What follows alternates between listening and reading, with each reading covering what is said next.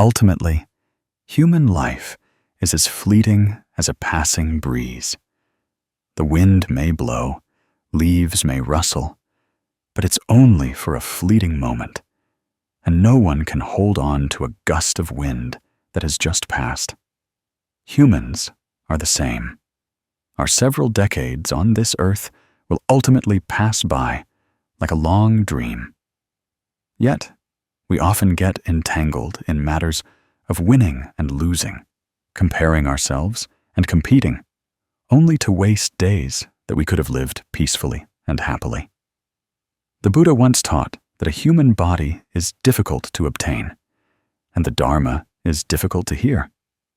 This means that simply being present in this life, still breathing, still able to walk, stand, speak, and smile, is already a great blessing. But often we forget this, becoming absorbed in suffering over trivial things. Let's try to look at our daily lives. We easily encounter very small conflicts that cause unease in people's hearts.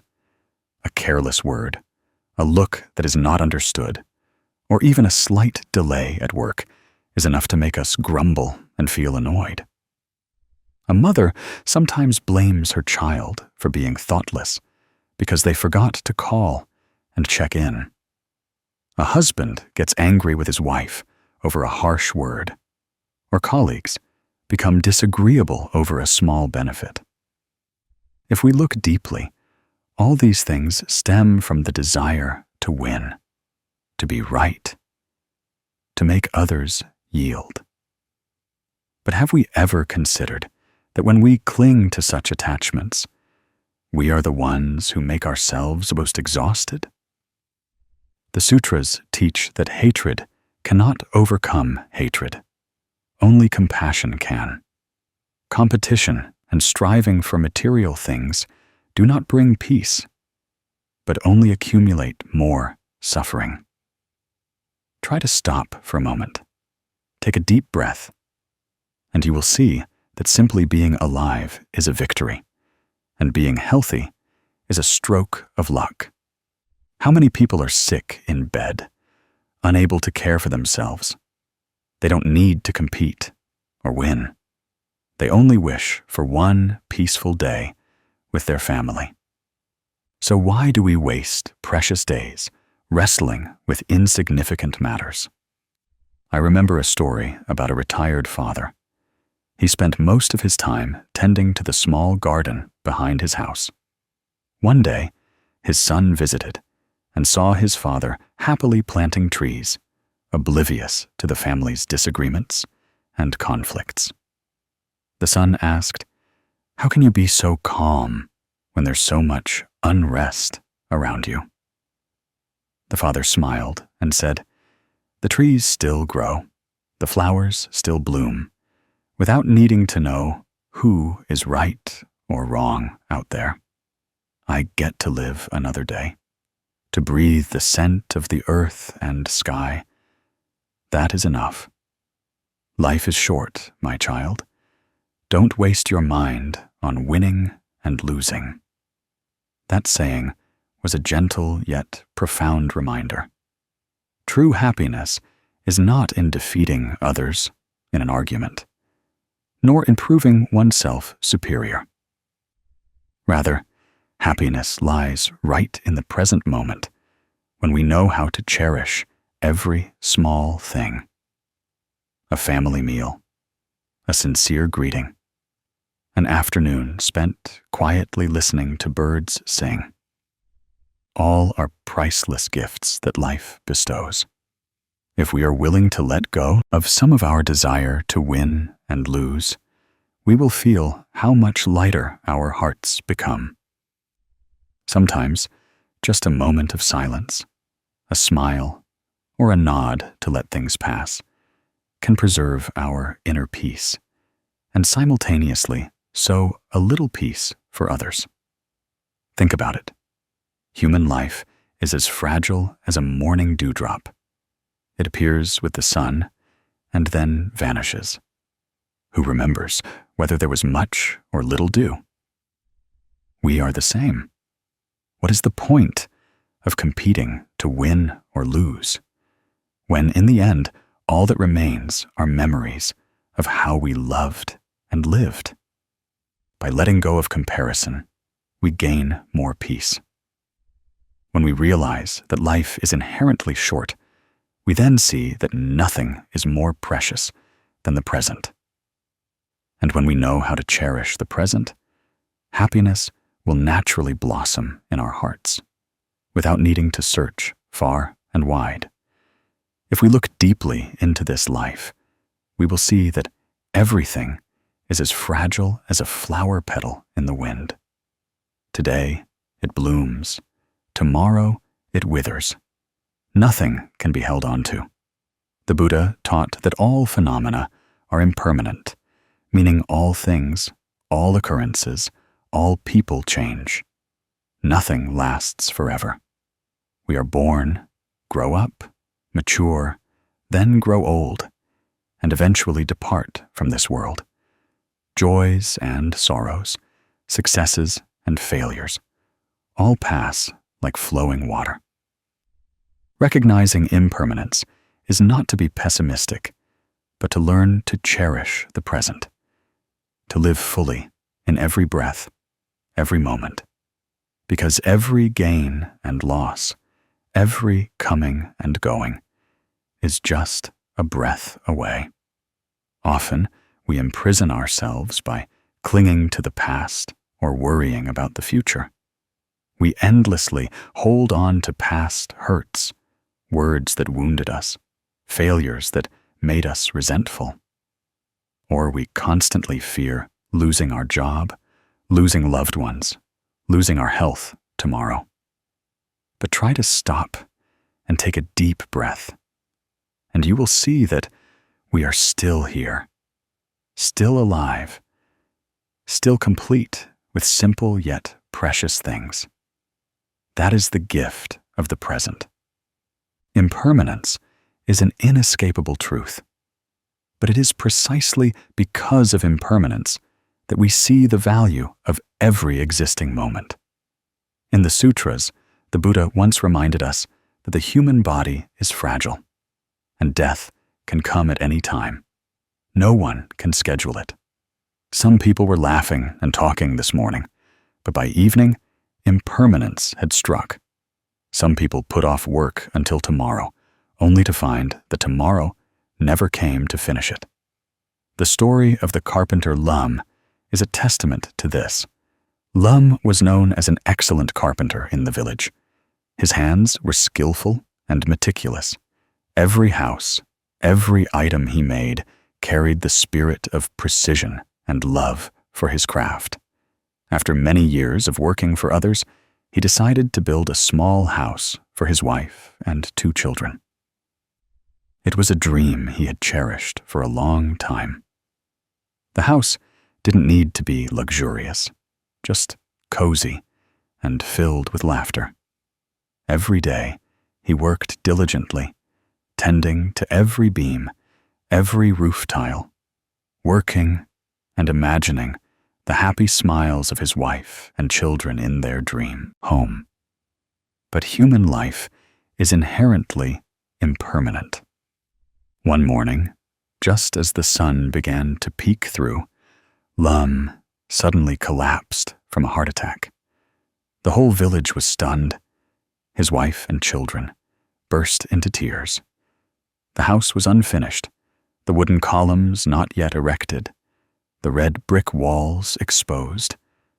All instantly became a testament to the fragility of human existence. People stood looking at the unfinished house, tears streaming down their faces, realizing with sorrow that happiness and plans can vanish in the blink of an eye. From that moment on, they understood more profoundly than anyone that impermanence is always close at hand. Nothing is certain in this life. The carpenter's story is not just the sorrow of one family, but a lesson for all of us. How many people are living with unfinished dreams? How many plans are yet to be realized? but impermanence has called their name. Therefore, happiness is not found in tomorrow, not in distant plans, but right in this moment. When we can still hold the hand of our loved ones, still say words of love, still share a simple meal. When we understand impermanence, we will live differently. We will be less envious, less clinging, less competitive. Instead of focusing on who is right or wrong, we will cherish the fact that we can still sit together, still hear the laughter of children, still call out, Mom, Dad. Impermanence teaches us gratitude, because nothing lasts forever. Being alive means we still have the opportunity to love, to calm our minds amidst life's constant changes. We can practice a simple breathing meditation exercise. Sit down, keep your back straight, close your eyes, relax your whole body. Begin to inhale slowly, noticing the air entering your chest, your abdomen. Then exhale gently, feeling the release as if all tension and worry also dissolve with your breath. Inhale, knowing you are alive. Exhale, smiling with gratitude for this moment. Just a few minutes of practice each day will calm your mind, making it more peaceful in the face of unexpected changes. Some people ask, if life is impermanent, then why strive? But precisely because of impermanence, we need to live wholeheartedly in the present. Work with dedication. Love with your whole heart. Forgive while you still can, because no one knows if there will be another chance tomorrow. A simple apology today can save an entire relationship. A hug today can soothe a wounded heart. A word of encouragement today can become a source of strength for someone else to carry on. Don't wait until impermanence knocks on the door to regret what you didn't do. And when we know how to live fully in every moment, we will realize that impermanence is no longer frightening. Impermanence is simply a natural part of life. Flowers bloom, then fade. The sun rises, then sets. People come, then go. Everything follows a natural law. The important thing is not to fight impermanence, but to accept it with a calm mind. When we accept, we no longer fear. When we cherish, we no longer regret. The message here is to cherish the present instead of dwelling on the past or worrying about the future. The past is gone. Whether beautiful or sad, it is only a memory. The future has not yet arrived, and no matter how much we worry, it remains uncertain. Only the present truly belongs to us. Live simply, love sincerely, and be grateful for what you have, because every gain and loss, every coming and going, is just a breath away. And as long as this breath exists, we still have a treasure trove of happiness to enjoy. There is a saying that the Khenfat Phap Lin Ung, applied Buddhist teachings channel, always remembers, very concise but imbued with the spirit of Buddhism. What's the point of winning and losing if it only brings suffering? Let go to find peace. Just 6 words, but they are like a lamp, illuminating so many lives struggling in competition and rivalry. We tend to think that defeating others brings happiness, but deep in our souls, that victory often leaves only emptiness and an invisible scar on our family and communal bonds. Life is short. In the morning, you might be healthy. In the afternoon, you could fall ill. This morning, you were laughing and talking. This afternoon, you might hear news of someone departing this world. So, what is the point of all those battles of winning and losing? Is it worth sacrificing your peace and that of others? In life, we often get caught up in a hard-to-break habit.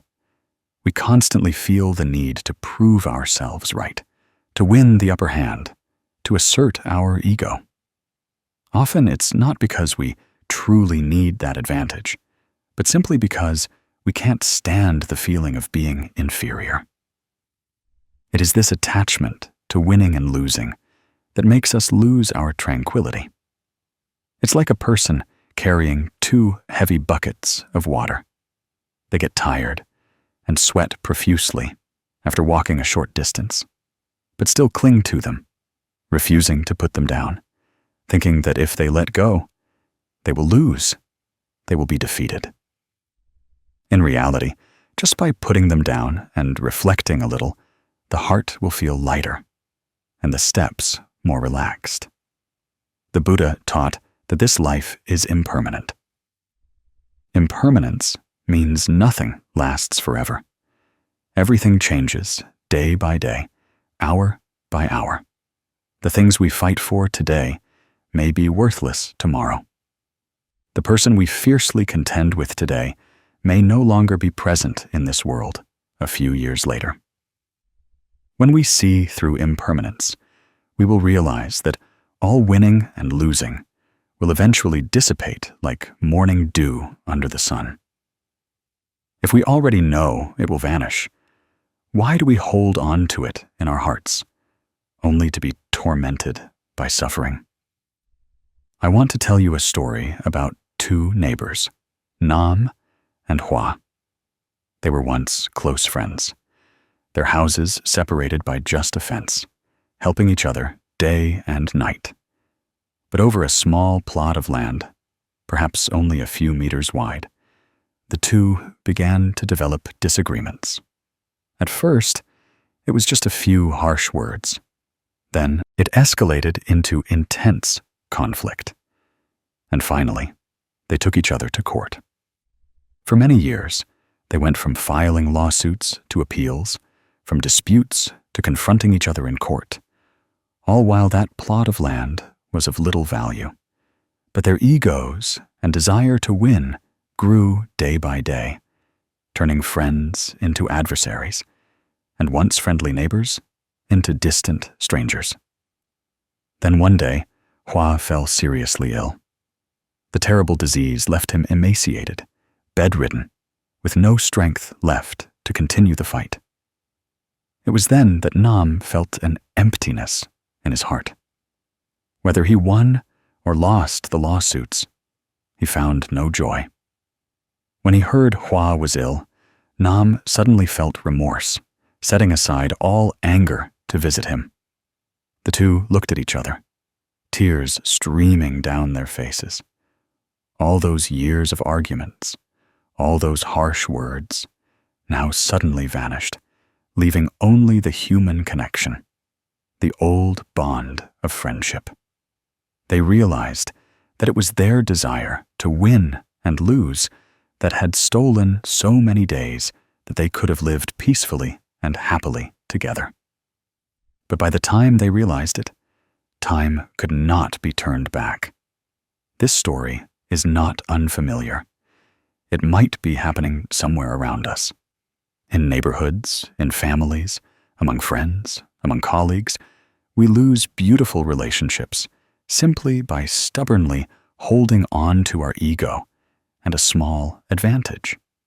Ultimately, when we look back, we realize we were just embracing a meaningless weariness. That is why the Buddha taught, what's the point of winning and losing if it only brings suffering? Let go to find peace. Perhaps you will ask, how then can we let go of that competitive mindset? It sounds easy, but when truly faced with it, we find it incredibly difficult. Letting go is not about admitting defeat, nor is it about letting others take advantage. Letting go is choosing peace. When we take a step back, It is not cowardice, but wisdom. When we don't contend, don't argue, our minds become vast and at ease, like a calm lake reflecting the blue sky. Winning and losing in the world are merely illusory. True peace in the heart is the real value. To practice letting go, you can start with a breath. It may seem simple, but it is the door to serenity. When anger arises, when an argument is happening, try to stop. Close your eyes, take a deep breath, then exhale slowly. At that moment, ask yourself, is what I am about to say or do worth losing my peace?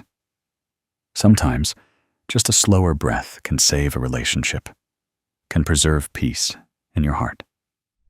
The Khen Fat Phap, Lin Ung, Applied Buddhist Teachings channel, invites you right now, if you can, to relax your body, close your eyes, place your hand on your chest, and gently inhale.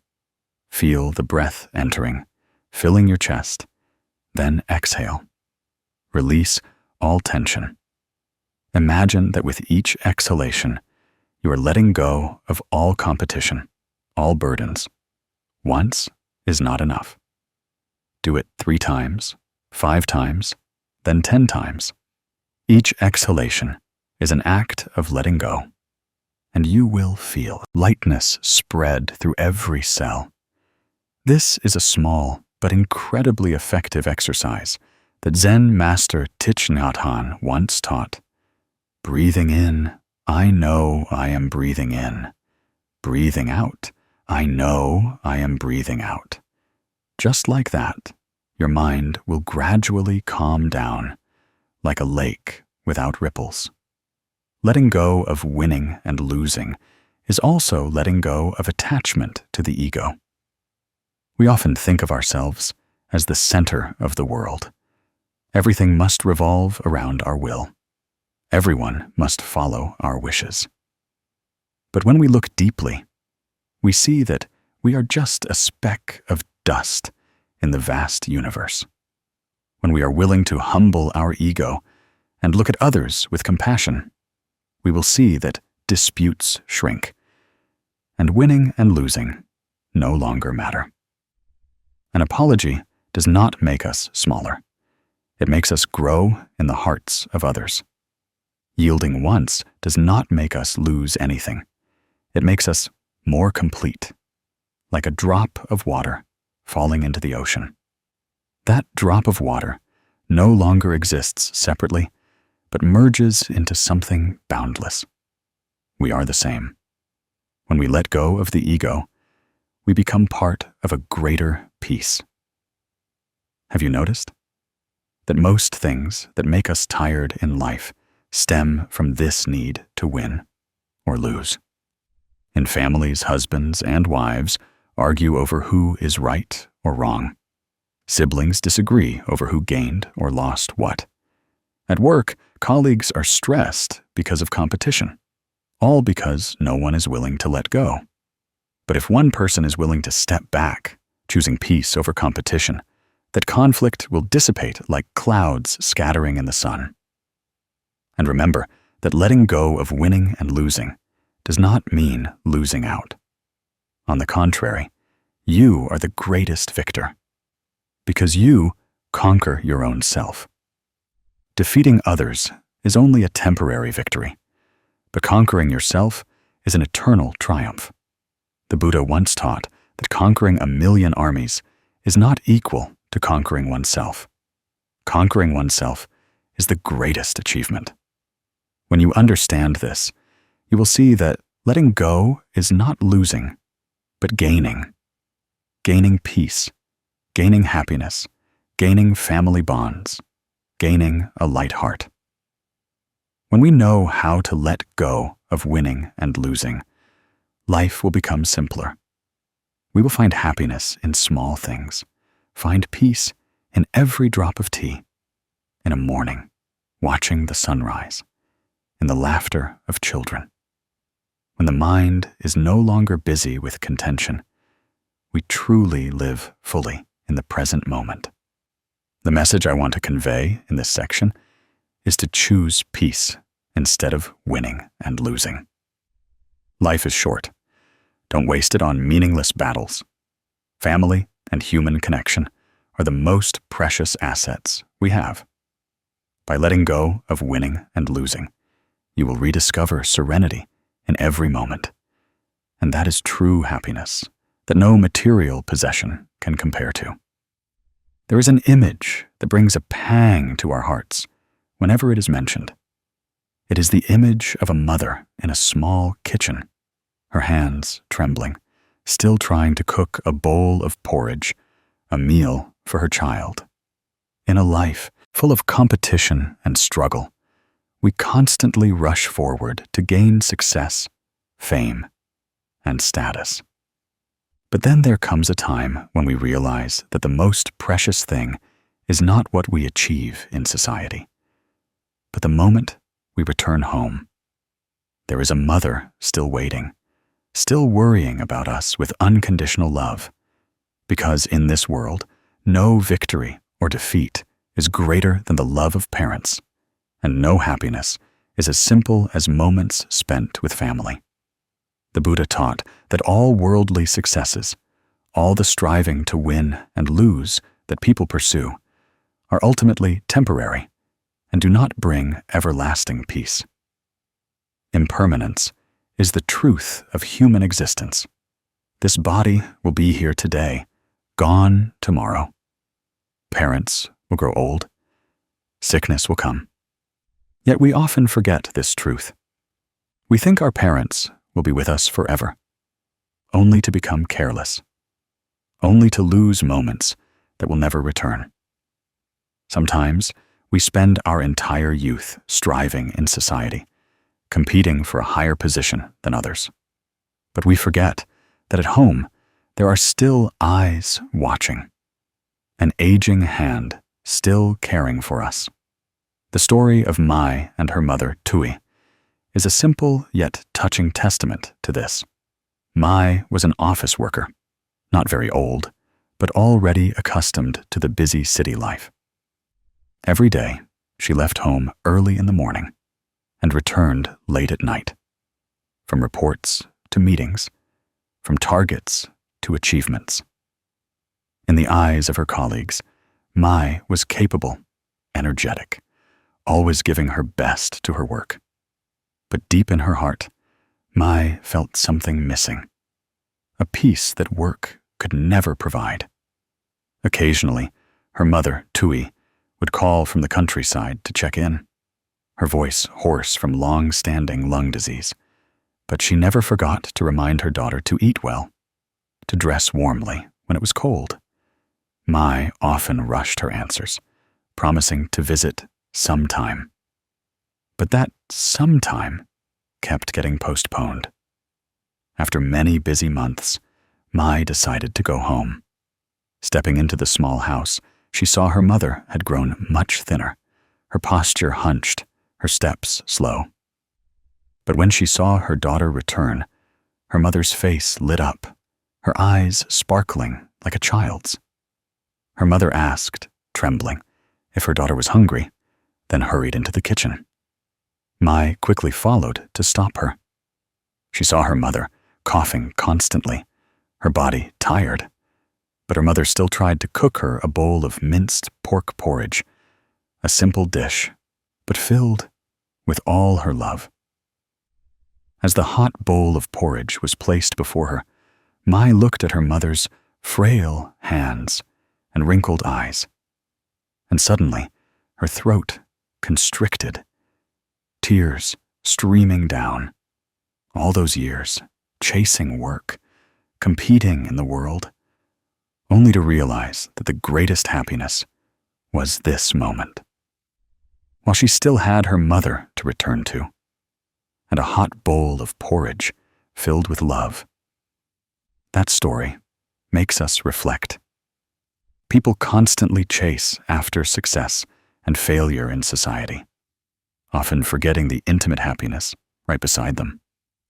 We think that success will bring happiness, But in reality, success only makes us busier, more anxious, and desire more.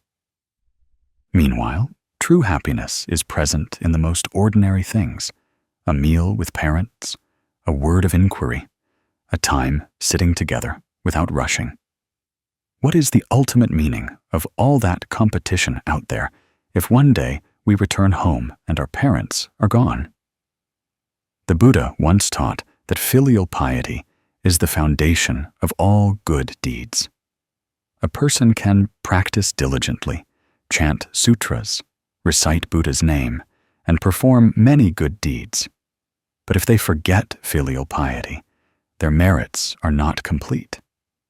Filial piety is not just about supporting parents in their old age, but also about presence, listening, and caring in every moment.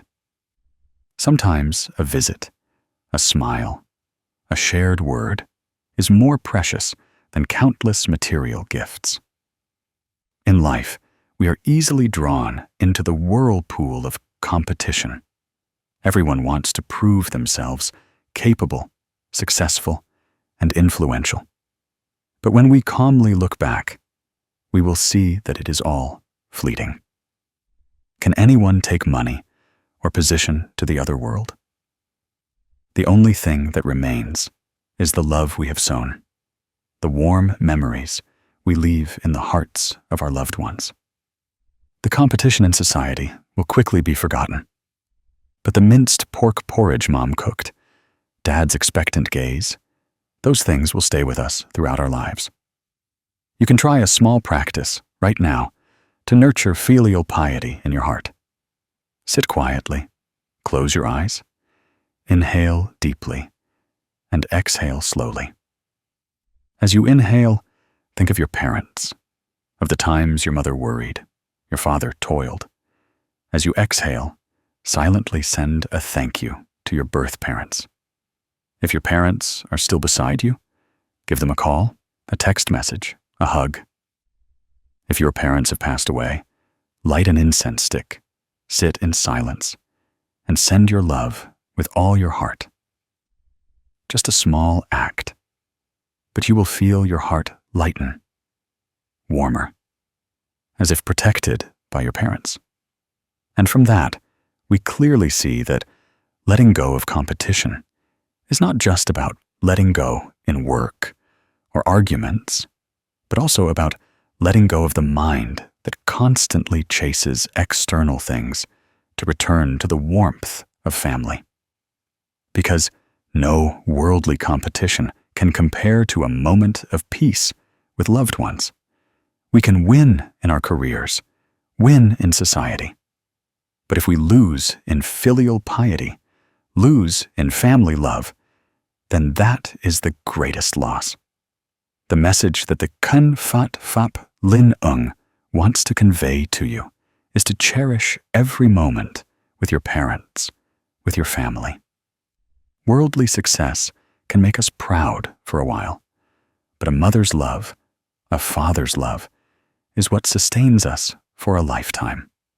Competition will eventually fade away, but the minced pork porridge Mom cooked, Dad's smile when he saw his child return, that is true happiness, simple yet priceless. Let go of the constant striving out there to return, to find peace in the embrace of family, to find serenity in your heart. My dear friend, have you ever sat quietly on a deserted afternoon, listening to the gentle breeze rustling through the trees, and suddenly realized that you've missed too many precious moments in life simply because you were engrossed in work, caught up in competition, absorbed in things that seemed important but never truly brought happiness? Life is inherently short and impermanent, just as the Buddha once taught. Human life is contained within a single breath. As long as breath remains, we have the opportunity to love, to be present, to fulfill our responsibilities to our loved ones. When breath ceases, all struggles, all plans, all ambitions fall into nothingness. In this fragile world, what is truly worth keeping in our hearts? What needs to be let go of for the mind to be light?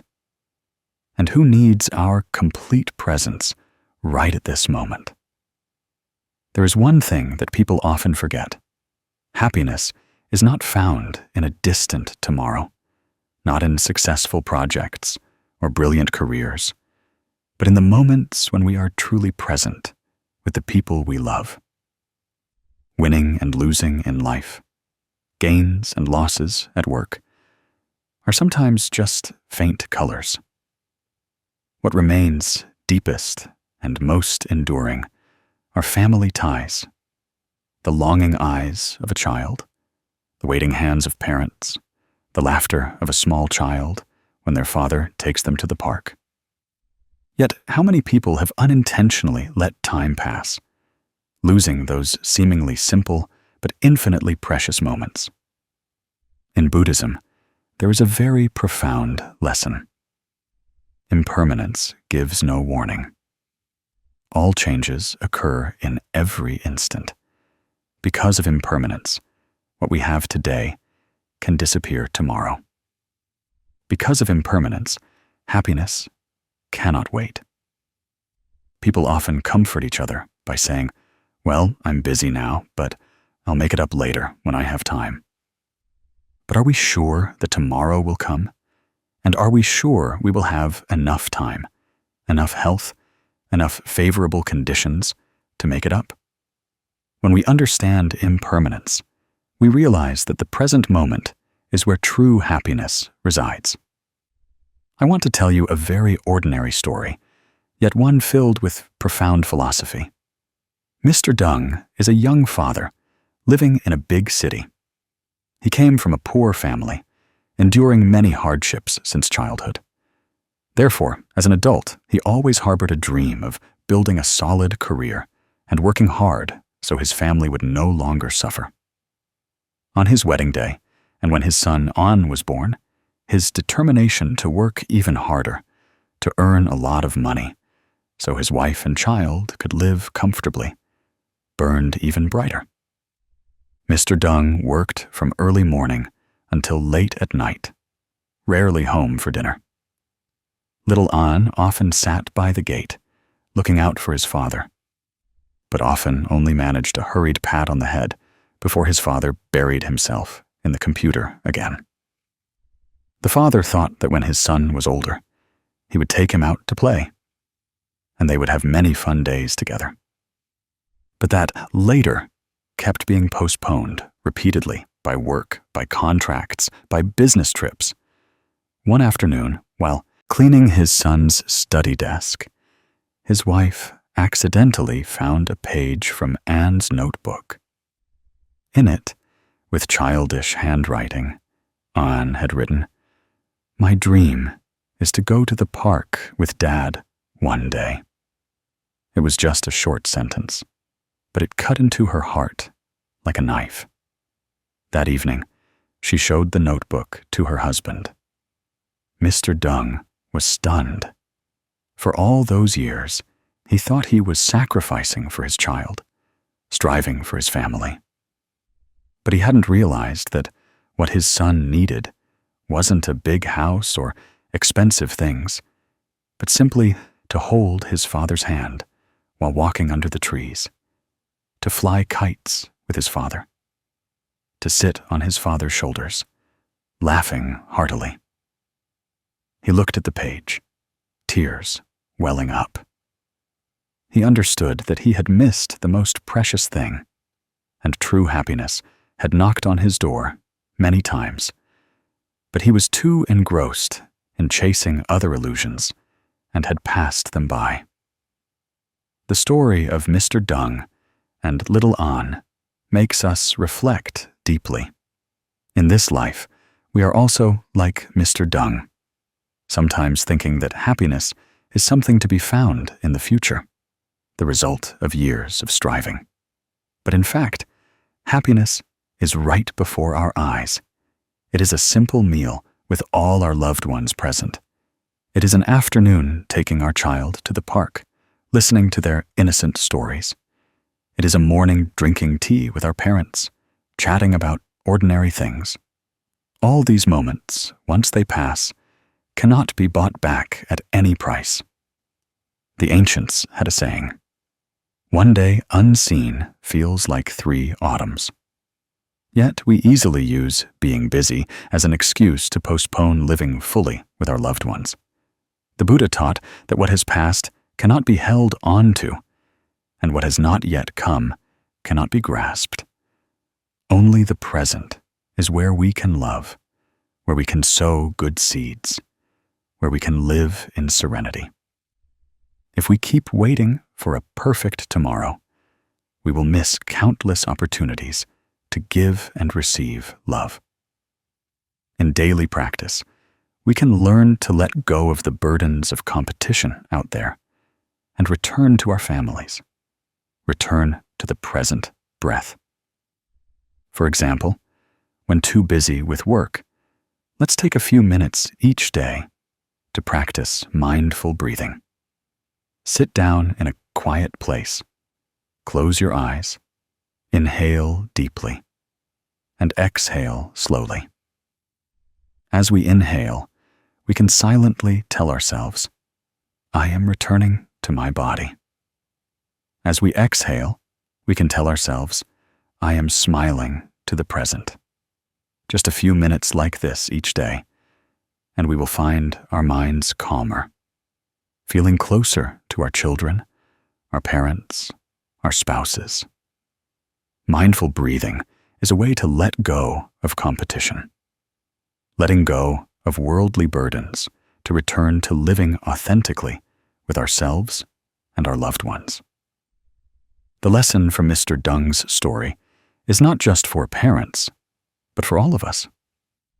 Because in many relationships, we often use excuses to postpone spending time with each other. A child thinks they will have a chance to repay their parents later, but parents cannot wait forever. A friend thinks they will meet when they are less busy, but are we sure we will still have the chance to sit together? Everything is impermanent, so let's use the present to love, to cherish, to say kind words while we still can.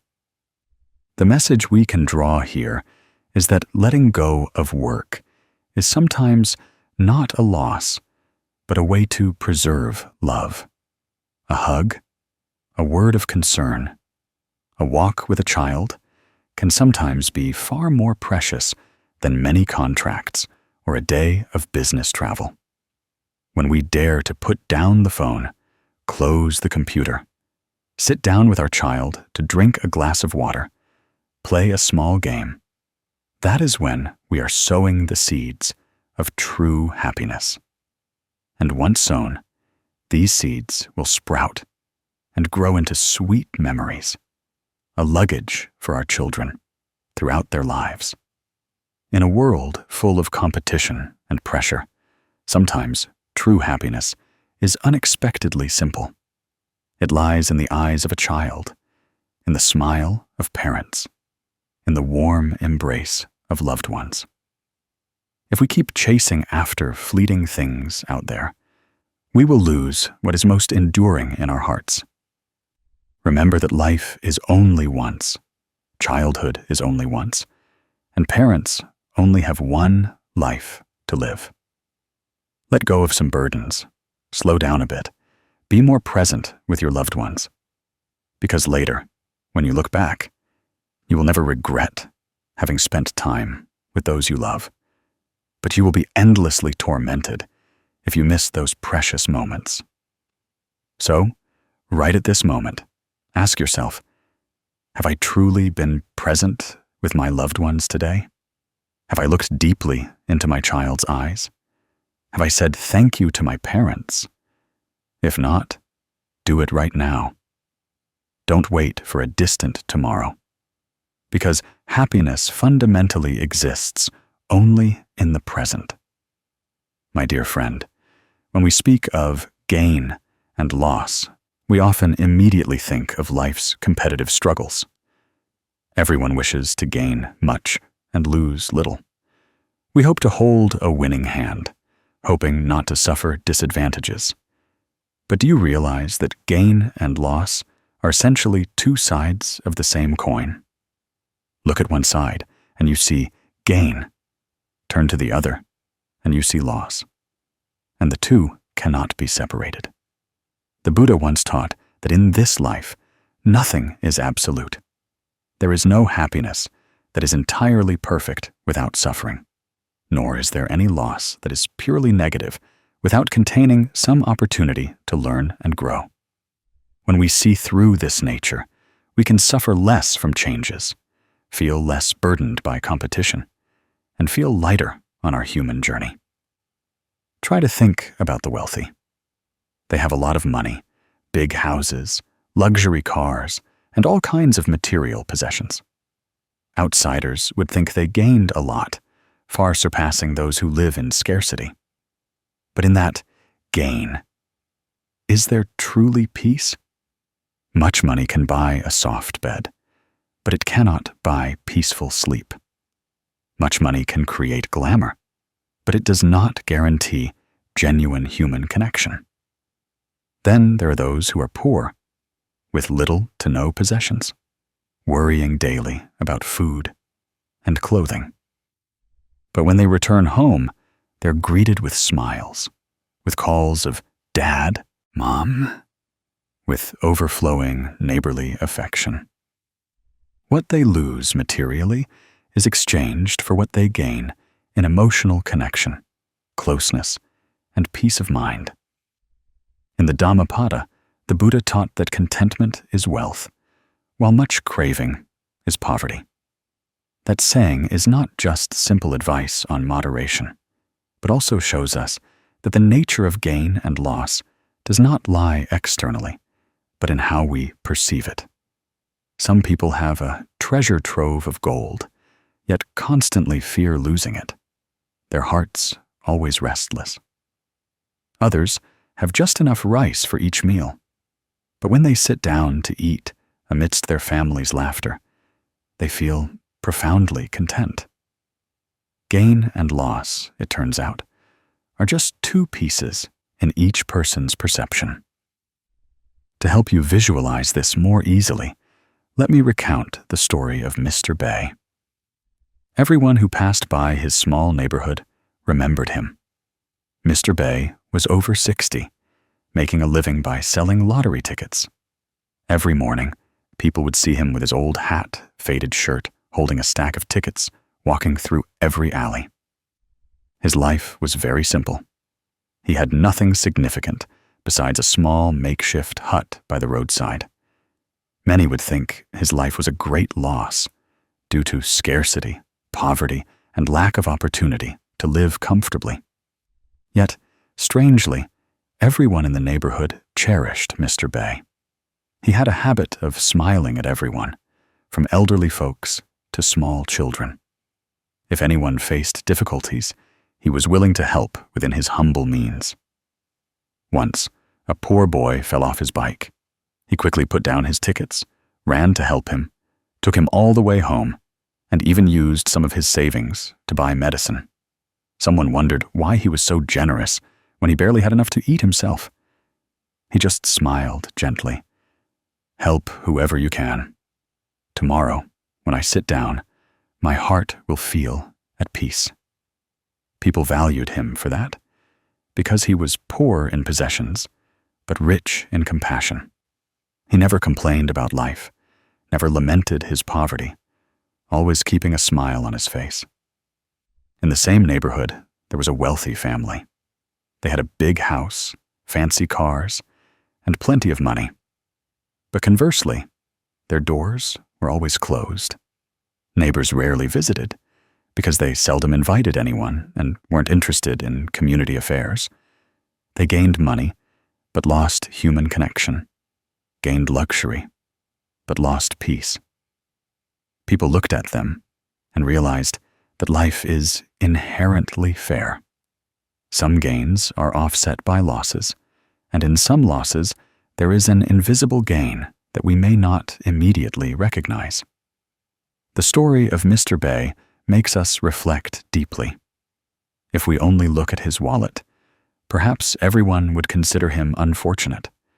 But when we look at how he lived, at the affection his neighbors had for him, we understand that happiness is not about having much or little, but about whether the heart is at peace. Gain and loss are not necessarily determined by circumstances, but by our attitude towards them. In daily life, you and I will both encounter situations where we face gain and loss. When we get a job promotion, we are happy, but at the same time, we lose a lot of time with our family. When we lose an opportunity, we are sad, but then another opportunity opens up. Gain and loss are inherently inseparable. Understanding this, we will stop clinging to competition. We will stop blaming life for injustice. Stop comparing ourselves to others. Because when we look deeply, what is called injustice is actually the arrangement of karmic conditions, the law of impermanence. You can try a small exercise to see this more clearly. Take a few minutes each day to sit quietly. Close your eyes, place your hand on your chest, and breathe slowly. As you inhale, you can silently tell yourself, "I am receiving life." As you exhale, you can tell yourself, "I am letting go of all gains and losses." Do this for 5 or 10 minutes, and you will feel your heart lighten. You will realize that what we call gain or loss are just fleeting waves. The breath and life itself in this very moment are what is truly precious. The message here is not to deny the joy when we gain, or to ignore the sadness when we lose, but to remind us that gain and loss always go hand in hand, inseparable. When we understand this, we will no longer be overly enchanted by gains, nor overly tormented by losses. We will live more calmly, more lightly, more appreciative of every moment we have. And when we can let go of the habit of calculating gains and losses, we will realize that in peace, we have gained more than anything external could provide. Life is a two-sided mirror. Today, we look at the side of gain. Tomorrow, we look at the side of loss. But if we know how to look deeply, we will see that both are one. What matters is not which side we are looking at, but whether we can smile at that mirror. If we can smile, then both gain and loss become lessons, become favorable conditions for us to grow and find peace on our human journey. On the journey to finding peace, there's a lesson that the Buddha always mentioned: tui duen, adapting to circumstances. These two simple words, however, contain a whole art of serene living, a miraculous transformation that helps us lessen so many worries, so many calculations of winning and losing. Tui duen means knowing how to go with favorable conditions as they arise, and also being ready to accept when conditions expire. It is not about passively surrendering to fate, but about understanding the impermanent nature of life. From there, we let go of what is not worth holding on to, and do not force or cling to what does not inherently belong to us. Try to imagine a river flowing towards the ocean. On its journey, the river must pass through rapids. Sometimes it is calm and tranquil. Other times, it is violent and turbulent. But the river never resists. It does not stop, does not get angry, nor does it get sad. It simply flows silently, embracing everything that appears on its journey, and eventually merges into the vast ocean. That is Tui Duin. We are the same. We cannot choose everything that will come, but we can choose our attitude of acceptance. When we know how to adapt to circumstances, we are no longer drawn in by greed, anger, and delusion. We learn to smile in the face of adversity and to cherish the small, simple things that life bestows. In the Anguttara Nikaya, the Buddha taught that one who knows how to adapt to circumstances lives peacefully in the present, not suffering over the past, not fearing the future. This saying helps us better understand that adapting to circumstances is not about abandoning life, but about viewing everything with a calm mind, without forcing or coercing. One who does not know how to adapt to circumstances is like someone trying to hold sand in their hand. The tighter they grasp, the more sand slips away.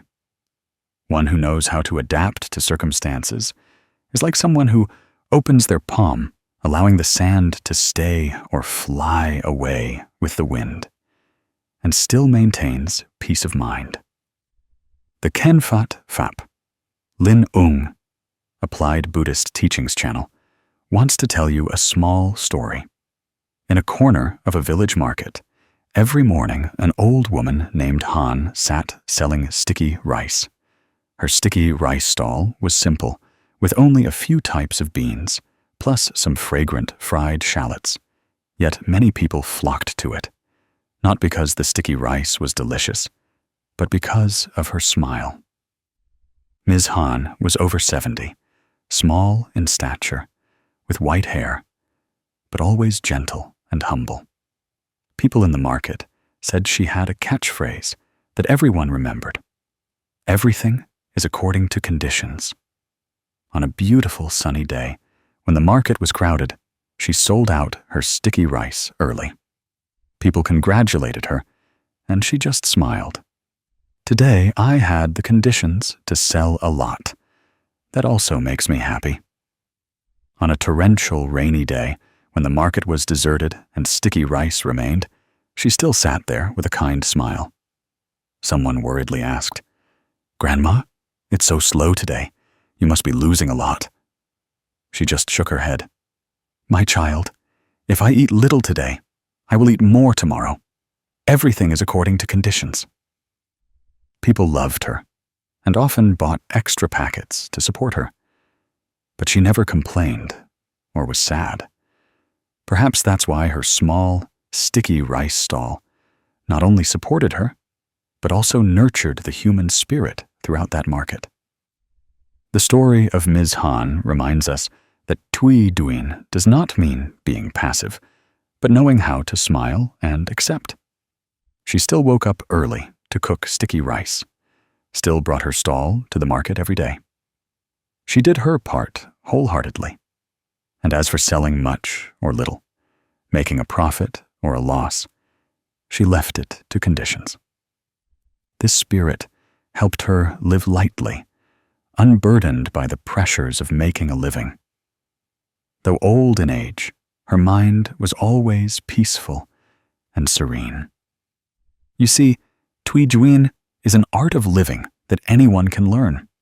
Just by changing our perspective, when we encounter something not to our liking, instead of resisting, we can silently remind ourselves everything is according to conditions.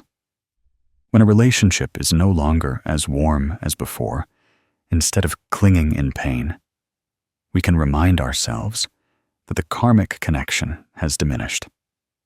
And when something good unexpectedly happens, instead of greedily holding on to it, we simply need to appreciate it and smile. This is a good condition. To feel the spirit of Tui Duin more clearly, you can try a small practice today. Find a quiet place. Sit down, relax your body, gently close your eyes, take a deep breath, and exhale slowly. As you inhale, you can silently say, "I embrace what is coming." As you exhale, you softly say, "I let go of what is past." Repeat for a few minutes, and you will feel your heart lighten, no longer clinging to gains, losses, or competition. Each breath becomes a lesson in Tui Duyen, teaching us to receive and let go at the same time. My dear friend, the message of Tui Duyen is actually very simple. Do not resist the currents of life, nor let yourself be swept away by them. Live fully in every moment. Do your part wholeheartedly, and leave the rest to conditions. When you know how to adapt to circumstances, you will have fewer disputes, less regret, and less worry. Your mind will be like a gentle river flowing through many rapids, yet still calmly heading towards the vast ocean.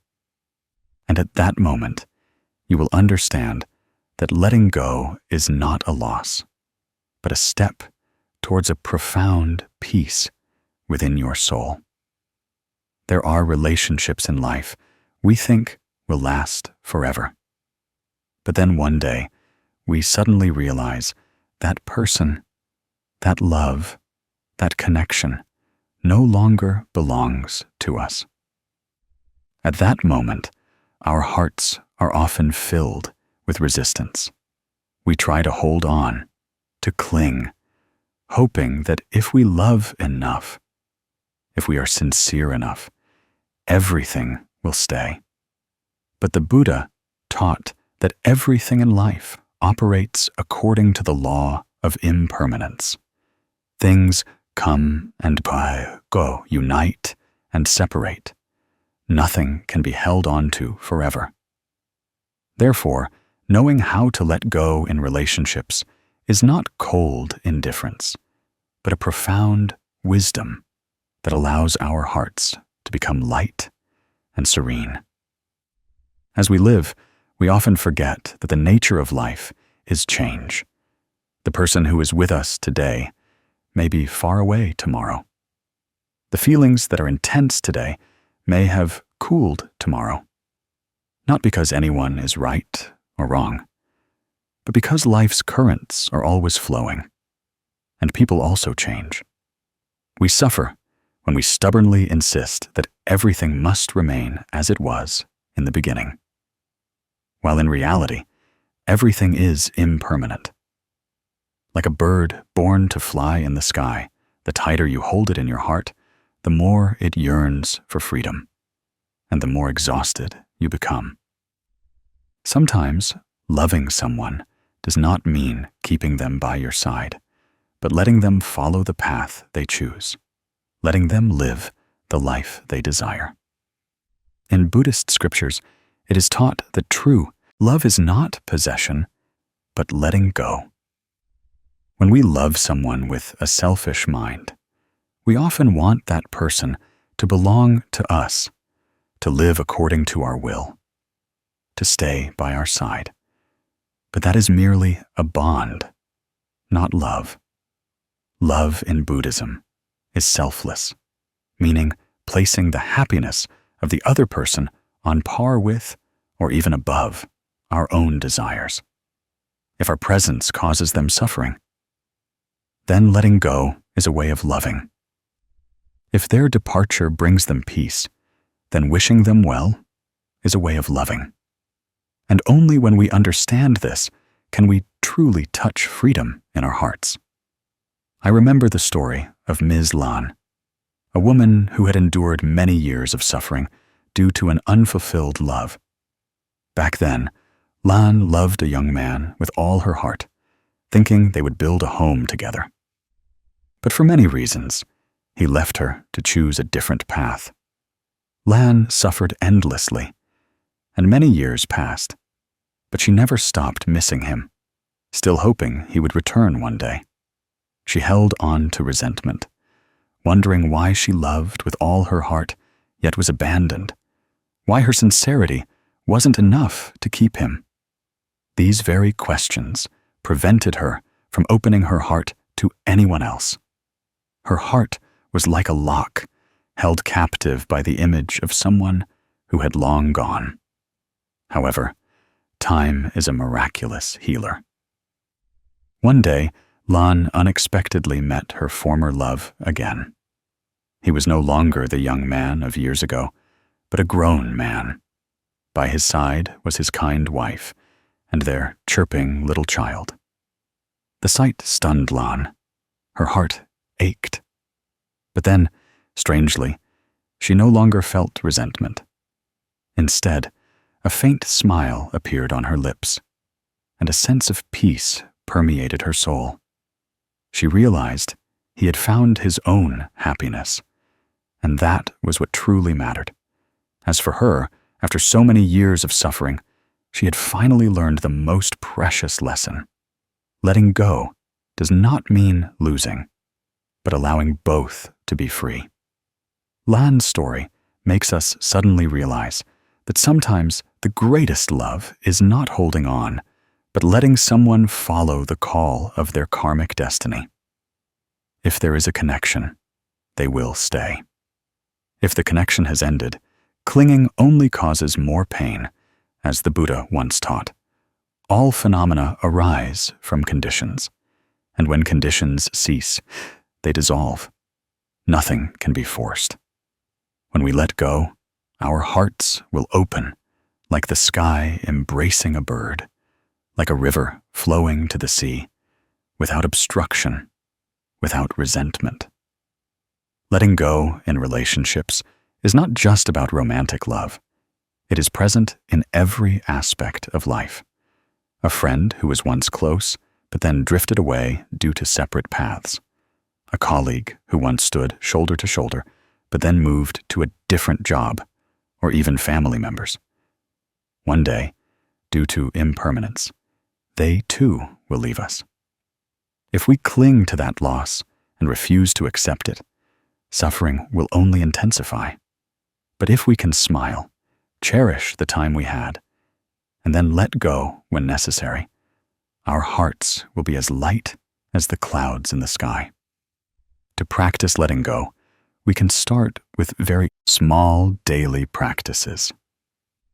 For instance, every evening before sleeping, we sit quietly, take a deep breath, and then exhale slowly. As we exhale, let's imagine we are releasing all worries, all anxieties, all unnecessary desires to hold on. Remind ourselves that we cannot hold on to everything, nor do we need to. Everything comes and goes in the most natural way. Our task is simply to embrace it with a calm heart. If possible, let's write down a few things we are grateful for during the day. A smile, a word of inquiry, a moment of peace. As we cultivate gratitude, attachment will gradually dissolve. Many people think that letting go means giving up, no longer caring, no longer loving. But in fact, letting go is an act full of wisdom and love. It does not erase beautiful memories, nor does it deny past feelings. It is simply a transformation. We no longer suffer over what we cannot hold on to. We are no longer tormented by what is past. We still retain love, but that love has matured. It has transcended the small ego. Like Mrs. Lan in the story, when she accepted letting go, she no longer suffered, but became more serene than ever. And at that moment, she truly became free. If you have a burdensome relationship in your life, try to sit quietly for once and ask yourself, what in it is love? And what in it is possession? If it is love, it will always wish the other person happiness, even if they are not by your side. If it is possession, it will always demand that the other person belongs to you, must live according to your will.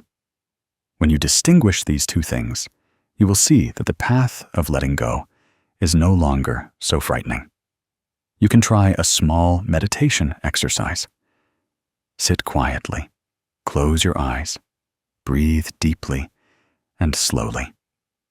In your mind, visualize the person you want to hold on to. Look at them with gentle eyes, and then softly say in your heart, "I am grateful that you walked a part of the path with me.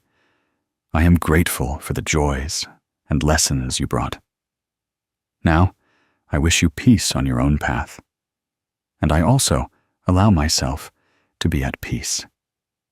After saying these words, smile, exhale, and let go. Tears may fall, but they are cleansing tears that help your soul become lighter.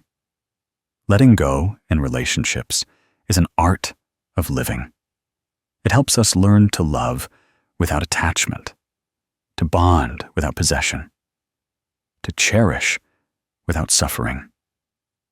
It helps us understand that everyone who passes through our lives is a teacher, teaching us some lesson.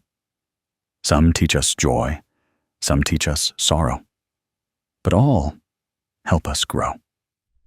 When we look at life with eyes of gratitude, we will see that no relationship is meaningless, and no loss is absolute.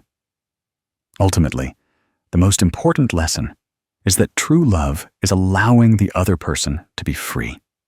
Free to choose, free to follow the path they want, free to live their own life. And we too are free from bondage, from unnecessary torment. Only when both are free can love truly exist. You see, when Ms. Lan let go of her old love, she no longer suffered but became more serene than ever. Just as a bird, when released into the sky, will spread its wings and fly high. And we can watch with joy, knowing that it is the natural order of things. The greatest love is not holding on to something for ourselves, but letting everything return to its rightful place. When we understand this, our hearts will be light as clouds, serene amidst this ever-changing life. Sometimes we think that loss is the worst thing in life, that it takes everything from us, that we can't get back up from it. But from a Buddhist perspective, loss is not an end, but the beginning of a new journey. The Buddha once taught that impermanence is the nature of life, and in every loss, a new seed of life is hidden. In every departure, there is a return in a different form. The important thing is not to cling to what is lost, but to open our hearts to welcome what is new that is coming. When we lose a loved one, a job, an opportunity, or something we once considered our whole world, we easily fall into despair. We ask why fate is so unfair, why we tried so hard but still couldn't hold on, why we are always the ones left behind. These questions make us tired, tormented, and some even collapse. But if we calmly look back, we will see that nothing is ever completely lost.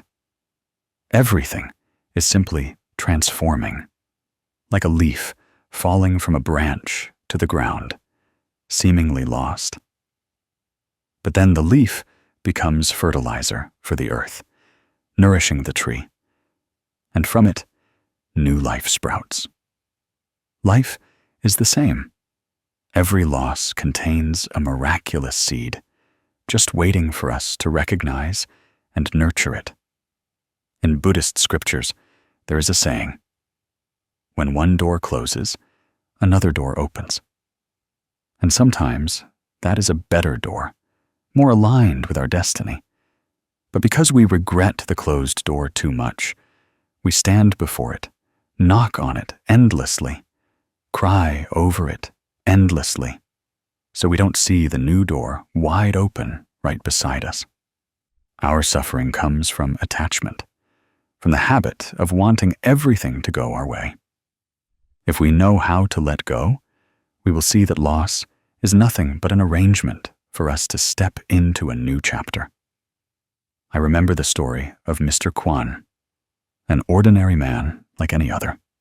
He worked at a company for many years, diligently and devotedly, always thinking that it would be where he spent his entire career. But one day, the company faced difficulties, and he was on the list of those whose contracts were terminated. The day he received the termination notice, he felt like his world collapsed. A sense of loss enveloped him. He felt useless, saw a bleak future. Many nights he tossed and turned, unable to sleep, thinking his life was over. But then, on one accidental occasion, he remembered his childhood passion. When he used to help his mother bake cakes for every holiday, he tried making a few batches for fun and shared them with friends. Surprisingly, everyone praised them and advised him to open a shop. At first, he only sold a few cakes to neighbors, but gradually, customers came more and more. He learned new recipes, experimented creatively, and tried all kinds of cakes. 2 years later, from someone who seemed to have lost everything, he became the owner of a famous bakery throughout the town.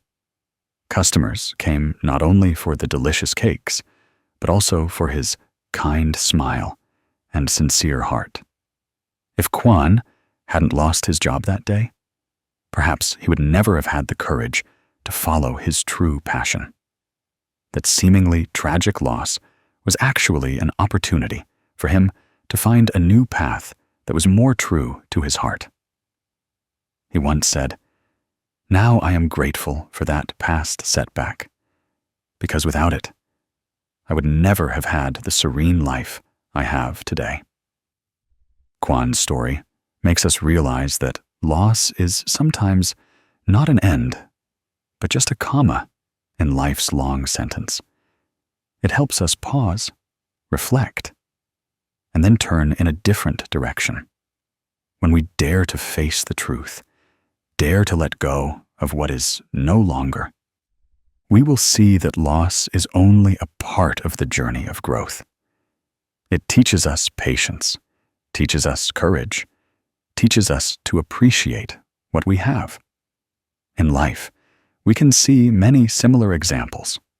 Some people lose what they thought was their only love, and then later meet a more suitable partner. Some people fail in their old jobs, and then from that open up a more brilliant career. Some people lose their possessions, but from that learn to live simply and peacefully. All show that loss is a transformation, not destruction. To face loss peacefully, we need to practice letting go. Try to sit down, close your eyes, and take a deep breath. As you exhale, imagine that you are putting down all regrets, all useless clinging. Remind yourself that what belongs to you will stay. And if it doesn't belong to you, it will leave sooner or later. What we need to do is not to hold on at all costs, but to live fully in every moment so that when something leaves, we have no regrets. And when something comes, we can welcome it with gratitude. A small exercise you can do every day is to write down 3 things you once considered losses, but later realized opened up something new for you. Rewrite that story and add your current feelings when remembering it. You will be surprised to find that many things you once cried and regretted now become important turning points for you to grow. When we look back with grateful eyes, we will see that no loss is meaningless. The important thing is to trust the flow of life. Believe that everything that comes and goes has a reason. That what no longer belongs to us is simply what has exhausted its karmic connection. In Buddhism, duyan, conditions/connections, is the meeting, the connection. But when the connection ends, separation is natural. Instead of suffering, let us learn to bless that departure. Like a seed falling to the ground, we think it is lost, but in reality, it is silently germinating under the thick soil, waiting for the day to sprout into a green plant. Loss in life is the same. It is simply preparation for a beginning that we cannot see right now.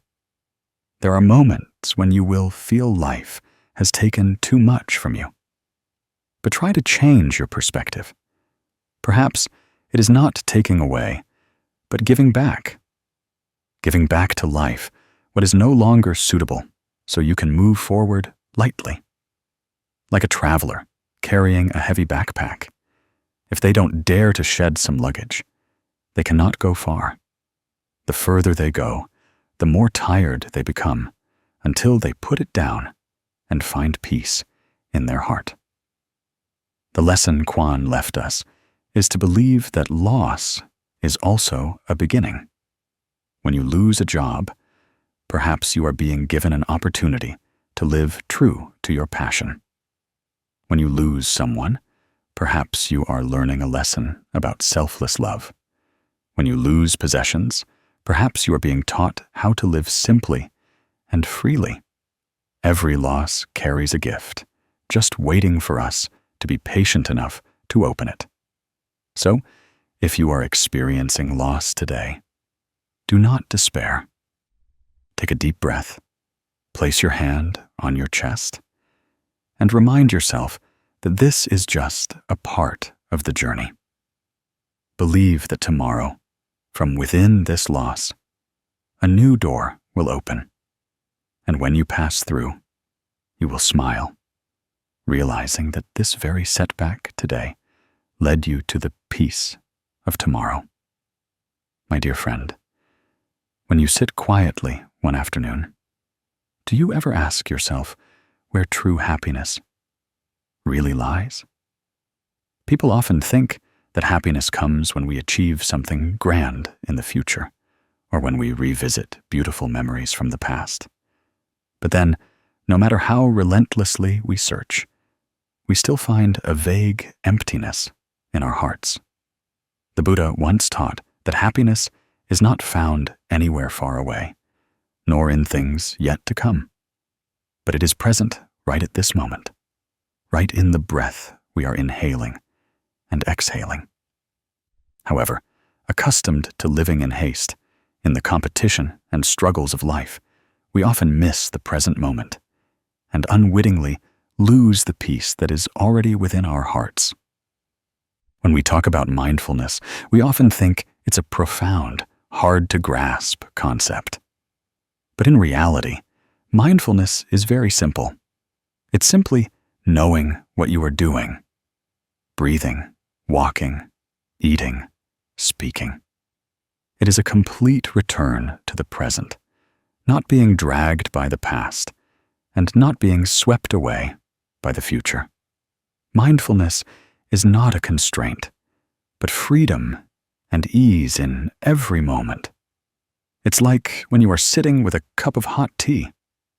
If your mind is still worrying about tomorrow's work or yesterday's troubles, you won't truly taste the sweet flavor of the tea. But if you know how to stop, take a sip of tea with full awareness, you will see that in that small cup of tea lies a whole sky of stillness. Similarly, letting go of competition is actually not something grand. It is knowing how to return to living fully in the present. Because when the mind is still competitive, we will constantly worry about gains and losses, victories and defeats. The more we compare, the more we suffer. The more we try to prove ourselves, the more tired we become. But if right now we know how to stop, to take a deep breath, we will see that all that rivalry is actually not lasting, and we will truly be free. I remember once hearing a very simple story yet deeply imbued with the spirit of mindfulness. Ms. Hoa, an office worker, was always busy with work and life's concerns. Due to fatigue, she often got angry with her young son. Sometimes, if her son spilled a glass of milk or was slow getting dressed, she would immediately lose her temper and scold him. One day, after a fierce argument, her son's sad eyes and tears suddenly startled her. She recalled the words of a teacher in a Dharma talk. Before saying anything, take a deep breath. That reminder echoed in her mind, causing her to stop. Instead of continuing to scold, she remained silent, took a long breath, and then bent down to hug her son.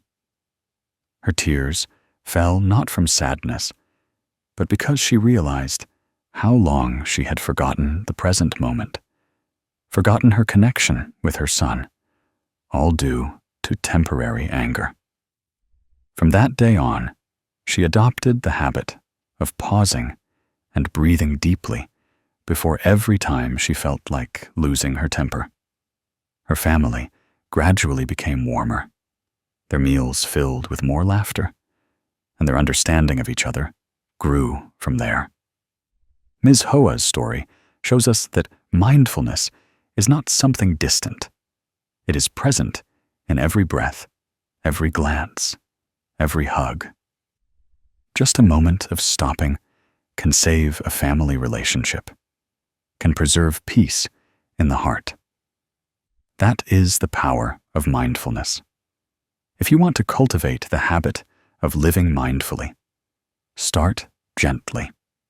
Right now, at this very moment, you can try a simple exercise with me. Sit quietly, relax your entire body, gently close your eyes, inhale deeply, and exhale slowly. As you inhale, be aware. I am inhaling. As you exhale, be aware. I am exhaling. Don't think of anything else.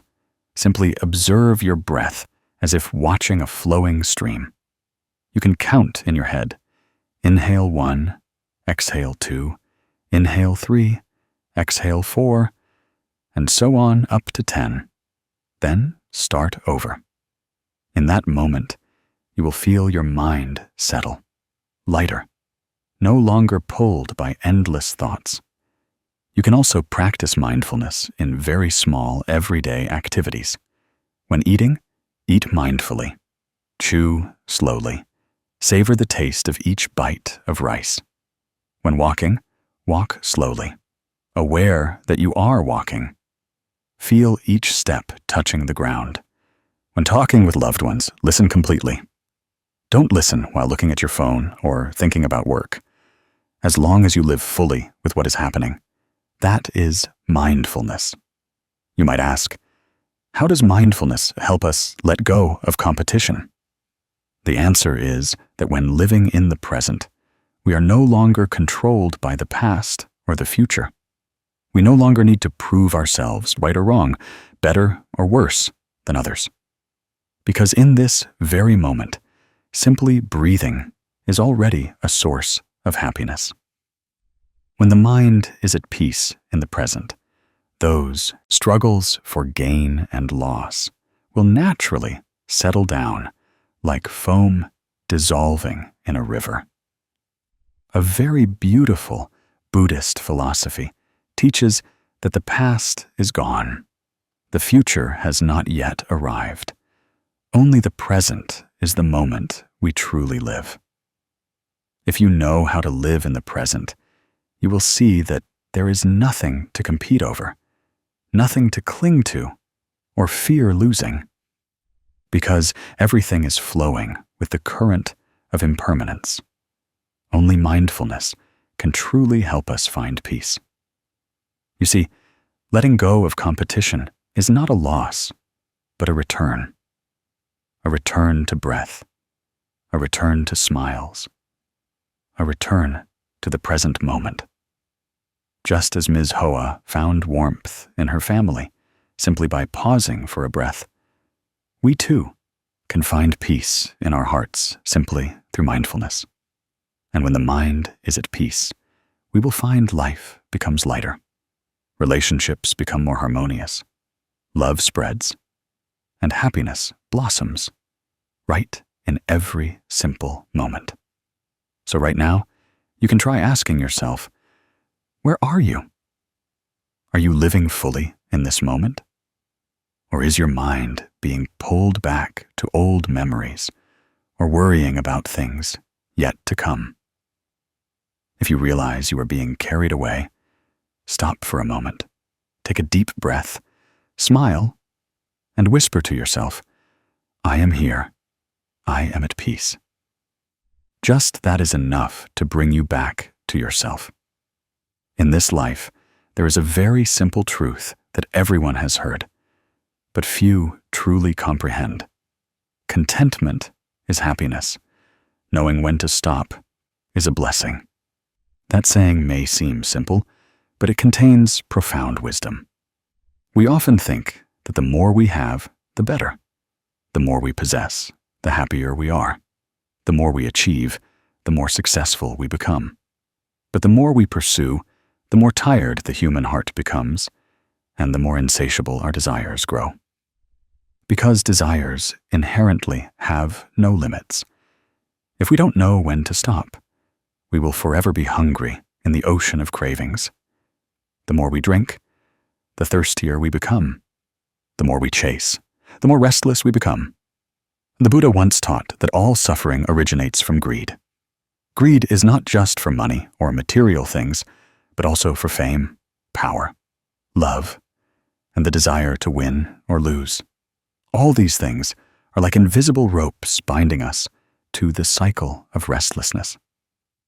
When the mind constantly wants more, wants to surpass others, wants eternal satisfaction, no matter how much we achieve, we never feel enough.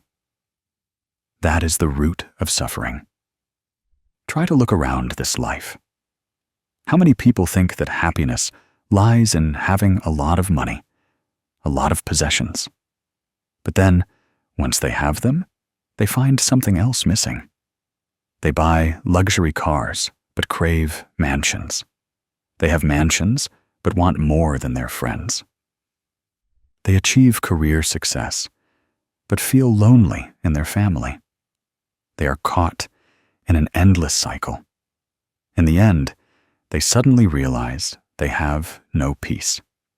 They are merely working strenuously for their own desires, and then personally losing the serenity they once had. Conversely, there are also people who don't need too much, but they know how to cherish what they have. They eat a simple meal, but their hearts are happy because they are grateful to heaven for fragrant rice, grateful for loved ones sitting beside them. They don't need to compare themselves to anyone, nor do they need to prove themselves better than others. For them, just a small home, a warm family, a peaceful soul is enough. Such people, though poor in possessions, have many blessings, because contentment is the root of peace. There is a story that Ken Fat Phap Lin Ong wants to tell you, the story of Mr. Min, a man who experienced both unexpected wealth and utter destitution. Mr. Min came from a poor background, working year-round for wages to support his family. One day, luck struck when he won the lottery jackpot. From an ordinary person, he became a millionaire overnight. The whole village came to congratulate him, and friends sought his companionship. With so much money, Mr. Min began to indulge in pleasures. He built a big house, bought luxury cars, lived extravagantly, spending without hesitation. He thought money would bring happiness, that his life had turned a new page. However, just a few years later, that enormous sum of money was gone, and his former friends gradually drifted away, leaving him only with memories of noisy parties. His family was no longer as harmonious as before. It was then that Mr. Min sat quietly, reflecting. He suddenly realized that no matter how much money one has, if one does not know contentment, does not know when to stop, blessings will gradually diminish. What he gained from luck, he let desire carry away, leading to the loss of both money, relationships, and peace of mind. That story teaches us that if we don't know when to stop at the right time, if we don't know how to preserve our blessings, everything will be like water flowing through our hands.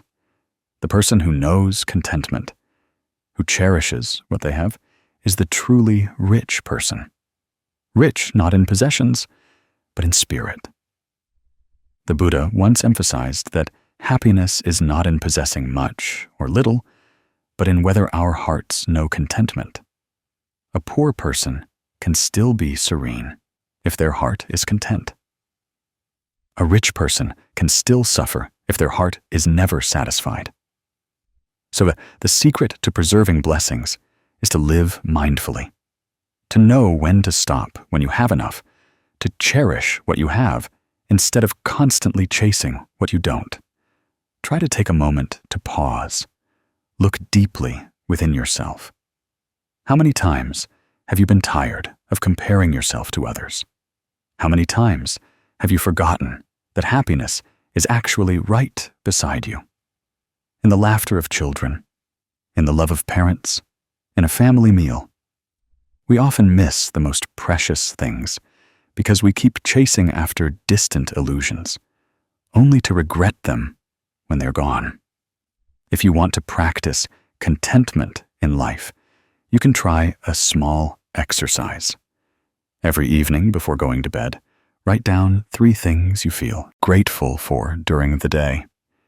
It could be a delicious meal, a kind word from a friend, or simply the fact that you are healthy enough to work today. Gradually, you will realize that happiness is abundant in life. You just haven't paid attention. And when you feel grateful, you will have fewer desires, less comparison, less competition. You will feel your heart lighten and become serene. Another exercise is to practice stopping. When you feel an excessive craving arise in your heart, stop. Take a deep breath and ask yourself, do I really need this? Or is it just greed leading me? That question acts like an alarm bell, helping you return to yourself so you don't get carried away by desire. The person who knows when to stop, who knows contentment, is the person who knows how to let go of competition. Because they understand that winning and losing out there are merely fleeting.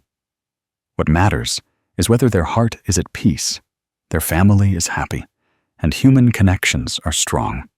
If they lose these things, then no amount of money or fame means anything. My dear friend, blessings are an invaluable, intangible asset that we carry. They are nurtured by wholesome actions, by gratitude, by contentment, and preserved by mindfulness. If we squander them on insatiable desires, our blessings will deplete.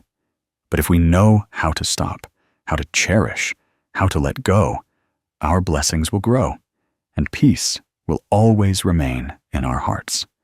So the lesson today is actually very simple. Cultivate the art of knowing when to stop. When too joyful, stop so you don't lose your way. When too sad, stop so you don't drown. When wanting too much, stop to ask what you truly need. Knowing when to stop is not losing, but retaining what is most important. Knowing when to stop is preserving blessings so the mind can be at peace, so life can be serene. There is a simple yet profoundly deep truth. When our hearts are filled with gratitude and compassion, all suffering, competition, and anger seem to vanish. Gratitude warms the human heart. while compassion helps the soul find tranquility. When these two qualities are present in life, we no longer relentlessly search for happiness far away. Because right in the present moment, we hold the key to opening the door to peace. The Buddha once taught that one who lives without gratitude, without repaying kindness, is no different from a dry, rigid log floating aimlessly down a river, unable to take root anywhere.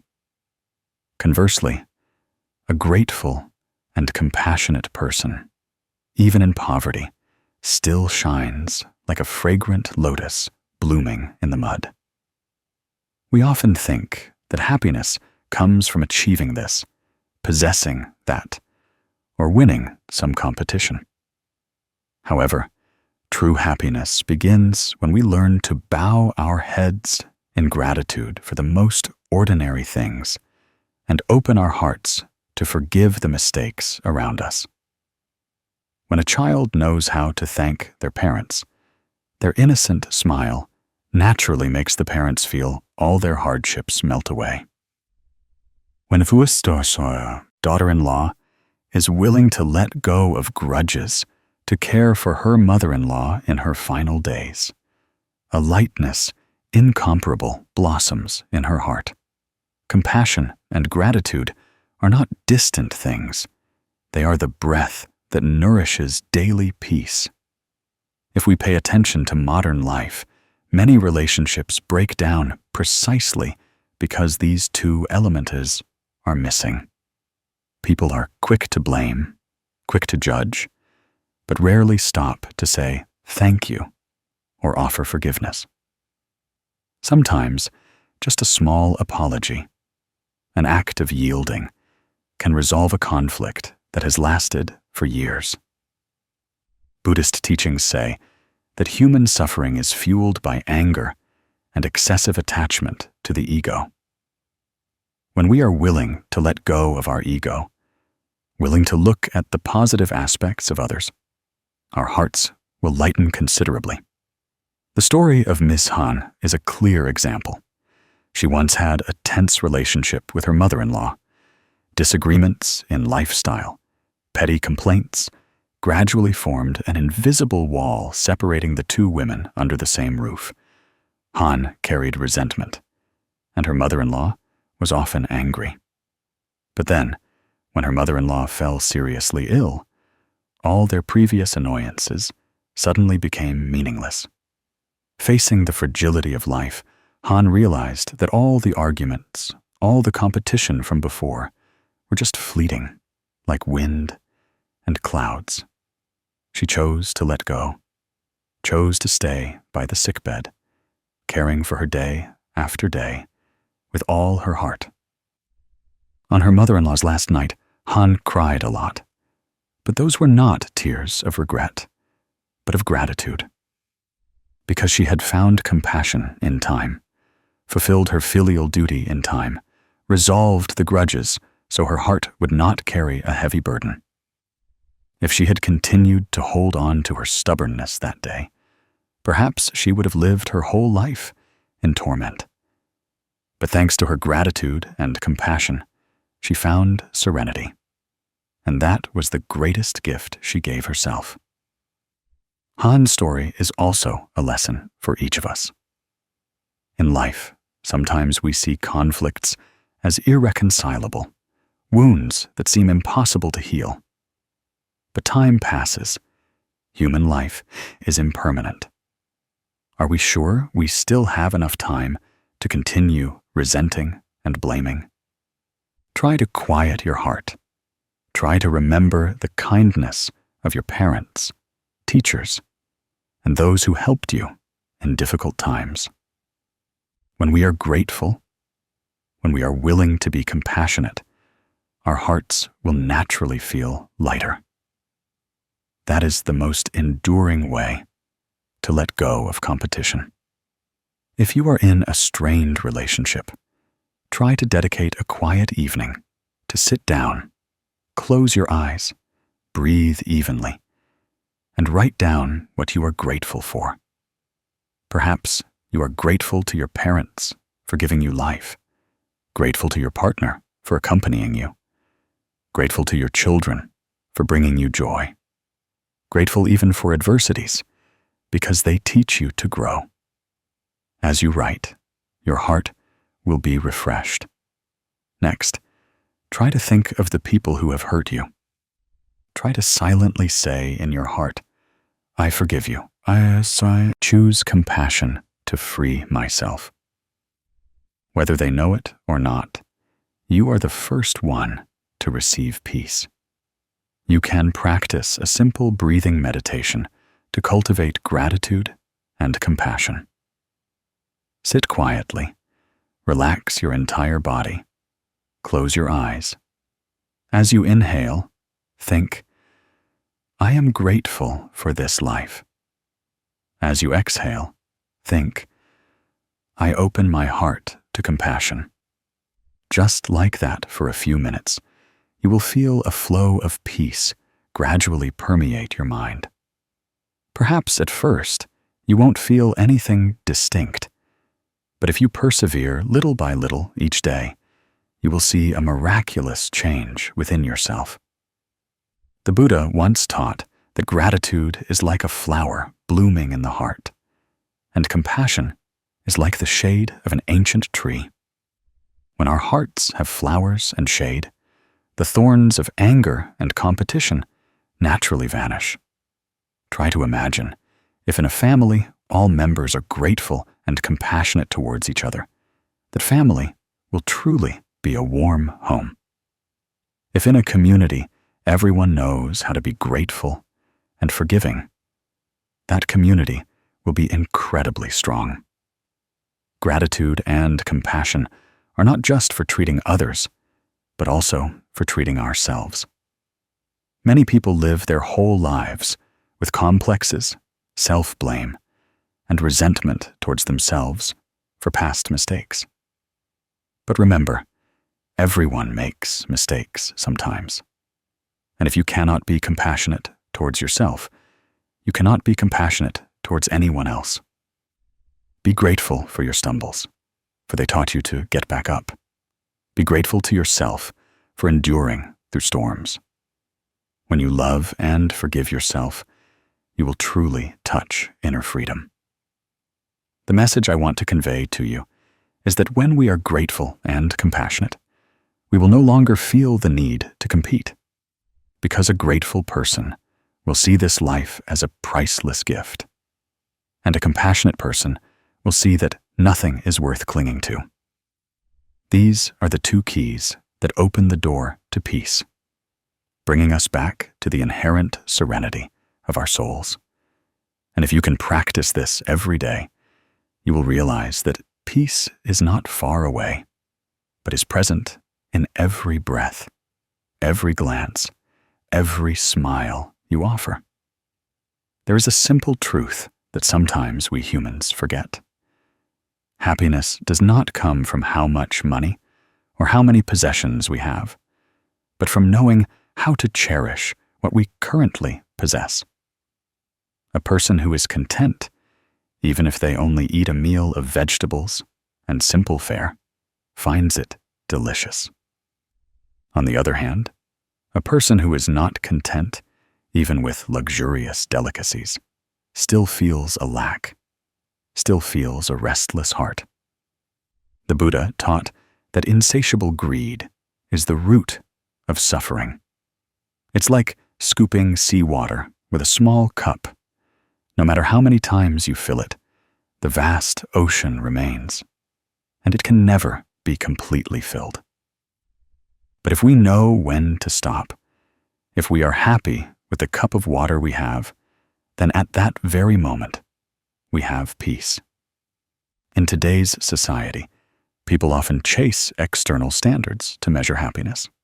They compare their house to their neighbors, their salary to their colleagues, their life to glamorous images on social media. It is this comparison that makes people feel insecure, because we always feel that something is missing. A person with one house dreams of a bigger house. A person with one car longs for a more luxurious car. A person with a stable job craves a higher position. That cycle never stops, and people thus imprison themselves in a dungeon of desires. Buddhist teachings say that true happiness is not about having much or little, but about knowing contentment. A person who is content does not chase gains or losses, does not compare or compete, but takes inner peace as their measure. Some are poor in material wealth, but rich in compassion, living in warmth and intimacy.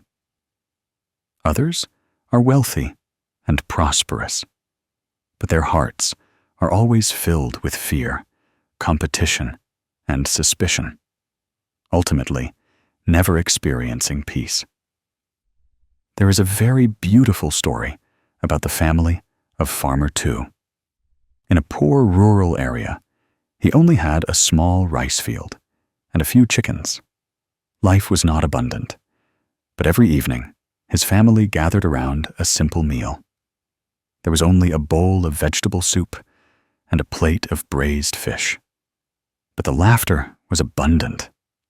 Farmer Two often told his neighbors, "I am poor in money, but rich in love. Every evening, when I see my children laugh and hear my wife softly sing, I feel very rich."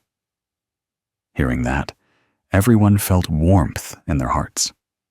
Others might pity the farmer for being poor, but in reality, he was the one holding a treasure that many wealthy people could not obtain. That is the joy from a truly contented heart. Meanwhile, I once met a successful businessman with a tall house, big gates, and no shortage of luxury cars. Yet he always sighed. He said that no matter how much money he had, he still felt restless, still feared loss, still felt something was missing. He traveled everywhere, spending money on pleasures. But when he returned, his heart still felt empty. His story is proof that wealth or poverty is not measured by money, but by peace in the soul. A person who is content finds happiness even in a bowl of plain white rice, while a person who is not content will not find peace even at a lavish banquet.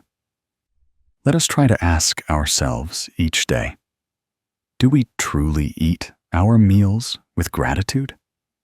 Or do we eat in haste, in worry, in comparison? If we can stop, chew each grain of rice slowly, feel the effort and sweat of the farmer, gratitude will naturally blossom, and then happiness will naturally come. To cultivate a contented mind, you can practice a small exercise every day. Sit quietly, take a deep breath, and then exhale gently. As you inhale, silently tell yourself, "I cherish what I have." As you exhale, silently tell yourself, "I let go of unnecessary craving." Do this for 5 minutes each day. You will feel your mind settle. Excessive desires gradually dissolve, and your heart will feel more at peace. In addition, you can practice keeping a gratitude journal. Every evening before going to bed, write down 3 things you are grateful for during the day. It could be a delicious meal, a child's smile, or a refreshing rain. As you maintain this habit, you will see that your life is inherently filled with precious things you just haven't noticed. And when you feel grateful, you will have fewer desires, less comparison, less competition. You will feel your heart lighten and become serene. One more exercise is to practice stopping. When you feel an excessive craving arise in your heart, stop, take a deep breath, and ask yourself, do I really need this? Or is it just greed leading me? That question acts like an alarm bell, helping you return so you don't get carried away by desire. The person who knows when to stop, who knows contentment, is the person who knows how to let go of competition. Because they understand that winning and losing out there are merely fleeting.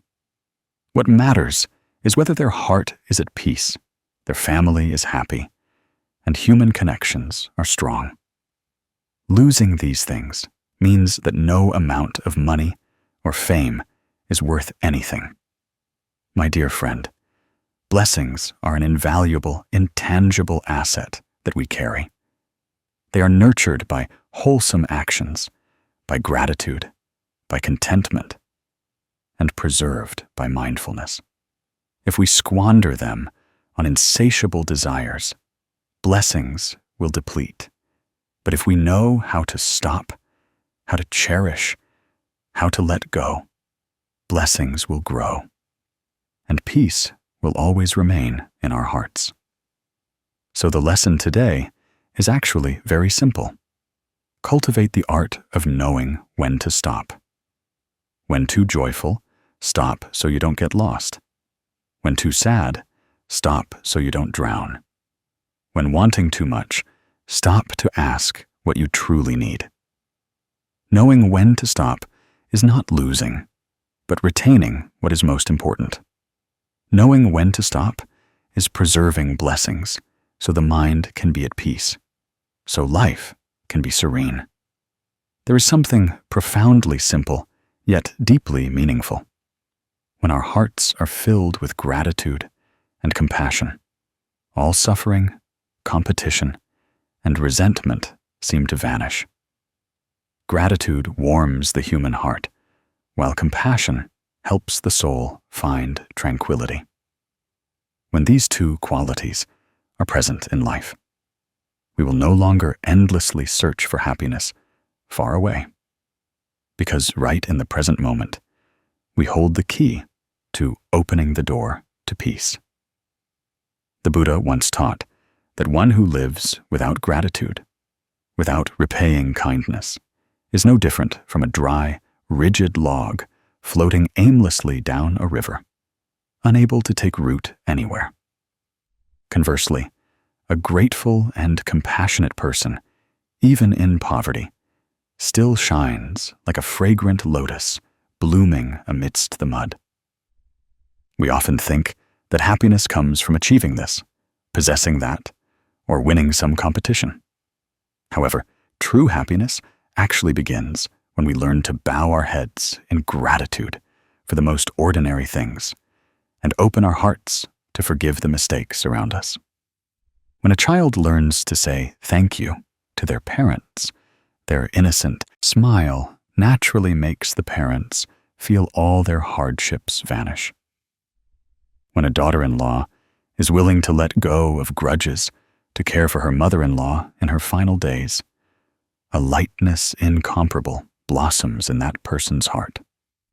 Compassion and gratitude are not distant things, but the very breath that nourishes daily peace.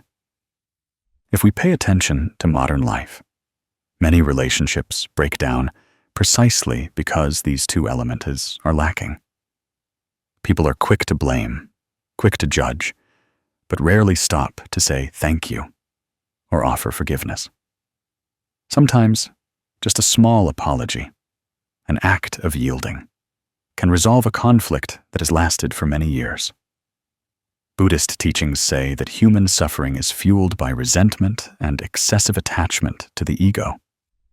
When we are willing to let go of our ego, willing to look at the positive aspects of others, our hearts will lighten considerably. The story of Ms. Han is a clear example. She once had a strained relationship with her mother-in-law. Disagreements in lifestyle, petty complaints, gradually formed an invisible wall separating the two women under the same roof. Han carried resentment, and her mother-in-law was often angry. But then, when her mother-in-law fell seriously ill, all their previous annoyances suddenly became meaningless. Facing the fragility of life, Han realized that all the arguments, all the competition from before, were just fleeting, like wind and clouds. She chose to let go, chose to stay by the sickbed, caring for her day after day with all her heart. On her mother-in-law's last night, Han cried a lot. But those were not tears of regret, but of gratitude. Because she had found compassion in time, fulfilled her filial duty in time, resolved the grudges so her heart would not carry a heavy burden. If she had continued to hold on to her stubbornness that day, perhaps she would have lived her whole life in torment. But thanks to her gratitude and compassion, she found serenity. And that was the greatest gift she gave herself. Han's story is also a lesson for each of us. In life, sometimes we see conflicts as irreconcilable, wounds that seem impossible to heal. However, time passes. Human life is impermanent. Are we sure we still have enough time to continue resenting and blaming? Try to quiet your heart. Try to remember the kindness of your parents, teachers, and those who helped you in difficult times. When we are grateful, when we are willing to be compassionate, our hearts will naturally feel lighter. That is the most enduring way to let go of competition. If you are in a strained relationship, try to dedicate a quiet evening to sit down, close your eyes, breathe evenly, and write down what you are grateful for. Perhaps you are grateful to your parents for giving you life, grateful to your partner for accompanying you, grateful to your children for bringing you joy. Be grateful even for adversities, for they teach you to grow. As you write, your heart will be refreshed. Next, try to think of the people who have hurt you. Try to silently say in your mind, I forgive you. I choose compassion to free myself. Whether they know it or not, you are the first one to receive peace. You can practice a simple breathing meditation to cultivate gratitude and compassion. Sit quietly, relax your entire body, close your eyes. As you inhale, think, I am grateful for this life. As you exhale, think, I open my heart to compassion. Just like that, for a few minutes, you will feel a flow of peace gradually permeate your mind. Perhaps at first, you won't feel anything distinct, but if you persevere little by little each day, you will see a miraculous change within yourself. The Buddha once taught that gratitude is like a flower blooming in the heart, and compassion is like the shade of an ancient tree. When our hearts have flowers and shade, the thorns of anger and competition naturally vanish. Try to imagine if in a family all members are grateful and compassionate towards each other, that family will truly be a warm home. If in a community everyone knows how to be grateful and forgiving, that community will be incredibly strong. Gratitude and compassion are not just about treating others, but also about treating ourselves. Many people live their whole lives with complexes, self-blame, and resentment towards themselves for past mistakes. But remember, everyone makes mistakes sometimes. And if you cannot be compassionate towards yourself, you cannot be compassionate towards anyone else. Be grateful for your stumbles, for they taught you to get back up. Be grateful to yourself for enduring through storms. When you love and forgive yourself, you will truly achieve inner freedom. The message I want to convey to you is that when we are grateful and compassionate, we will no longer feel the need to compete. Because a grateful person will see this life as a priceless gift, and a compassionate person will see that nothing is worth clinging to. These are the two keys that open the door to peace, bringing us back to the inherent serenity of our souls. And if you can practice this every day, you will realize that peace is not far away, but is present in every breath, every glance, every smile you offer. There's a simple truth that sometimes we humans forget. Happiness doesn't come from how much money or how many possessions we have, but from knowing how to cherish what we already possess. A person who is content, even if they only eat a meal of vegetables and simple fare, finds it delicious. Conversely, a person who is not content, even with luxurious delicacies, still feels a lack, still feels a restless heart. The Buddha taught that insatiable greed is the root of suffering. It's like scooping seawater with a small cup. No matter how many times you fill it, the vast ocean remains, and it can never be completely filled. But if we know when to stop, if we are happy with the cup of water we have, then at that very moment, we have peace. In today's society, people often chase external standards to measure happiness. They compare their house to their neighbors, their salary to their colleagues, their life to glamorous images on social media. It is this comparison that makes people feel insecure, because we always feel that something is missing. A person with one house dreams of a bigger house. A person with one car longs for a more luxurious car. A person with a stable job craves a higher position. That cycle never stops, and people thus imprison themselves in a dungeon of desires. Buddhist teachings say the true happiness is not about having much or little, but about knowing contentment. A person who is content does not chase gains or losses, does not compare or compete, but takes inner peace as their measure. Some are materially poor, but rich in compassion, living in warmth and intimacy. Others are wealthy and prosperous, but their hearts are always filled with fear, competition, and suspicion, ultimately never experiencing peace. There's a very beautiful story about the family of Farmer Tu. In a poor rural area, he only had a small rice field and a few chickens. Life was not abundant, but every evening his family gathered around a simple meal. There was only a bowl of vegetable soup and a plate of braised fish, but the laughter was abundant. Farmer Tu often told his neighbors, "I am poor in money, but rich in love. Every evening when I see my children laugh and hear my wife softly sing, I feel very rich." Hearing that, everyone felt warmth in their hearts. Others might pity the farmer for being poor, but in reality, he was the one holding a treasure that many wealthy people could not obtain.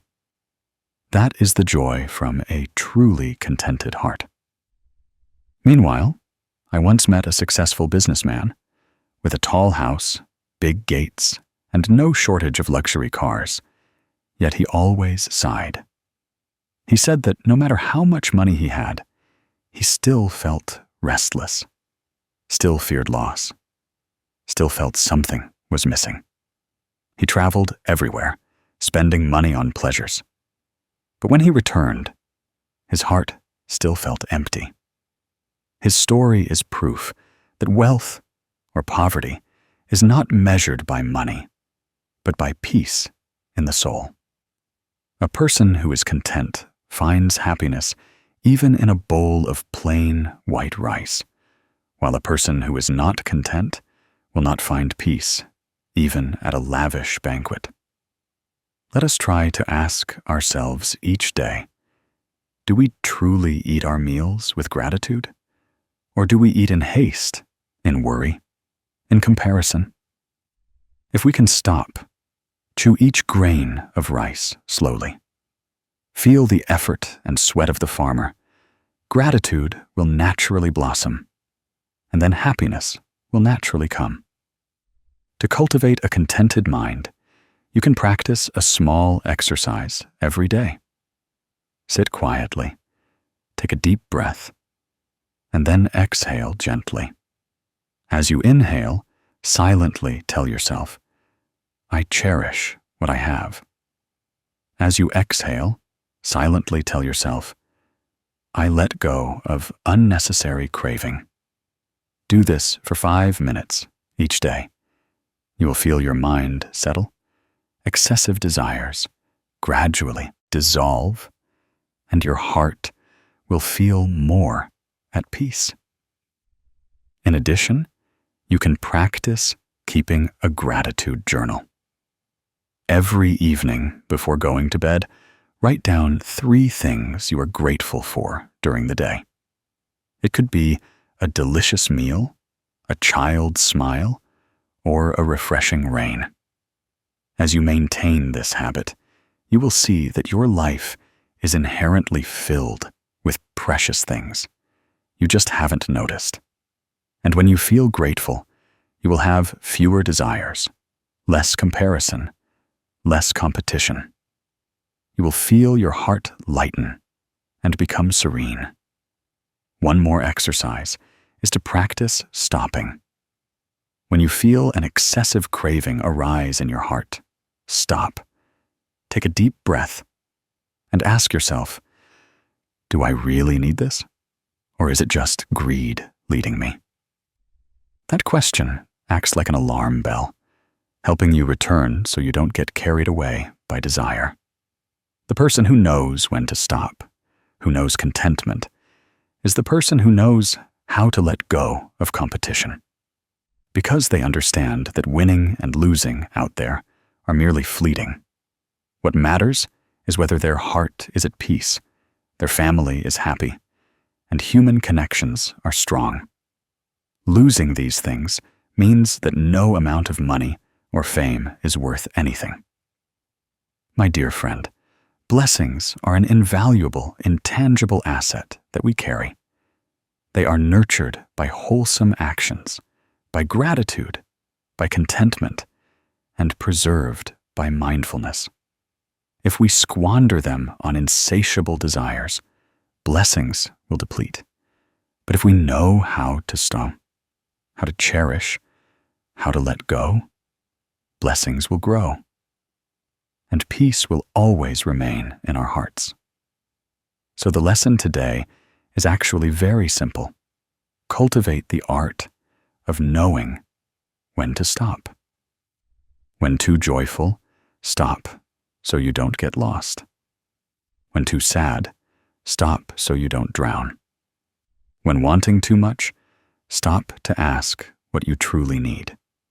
Knowing when to stop is not losing, but retaining what is most important.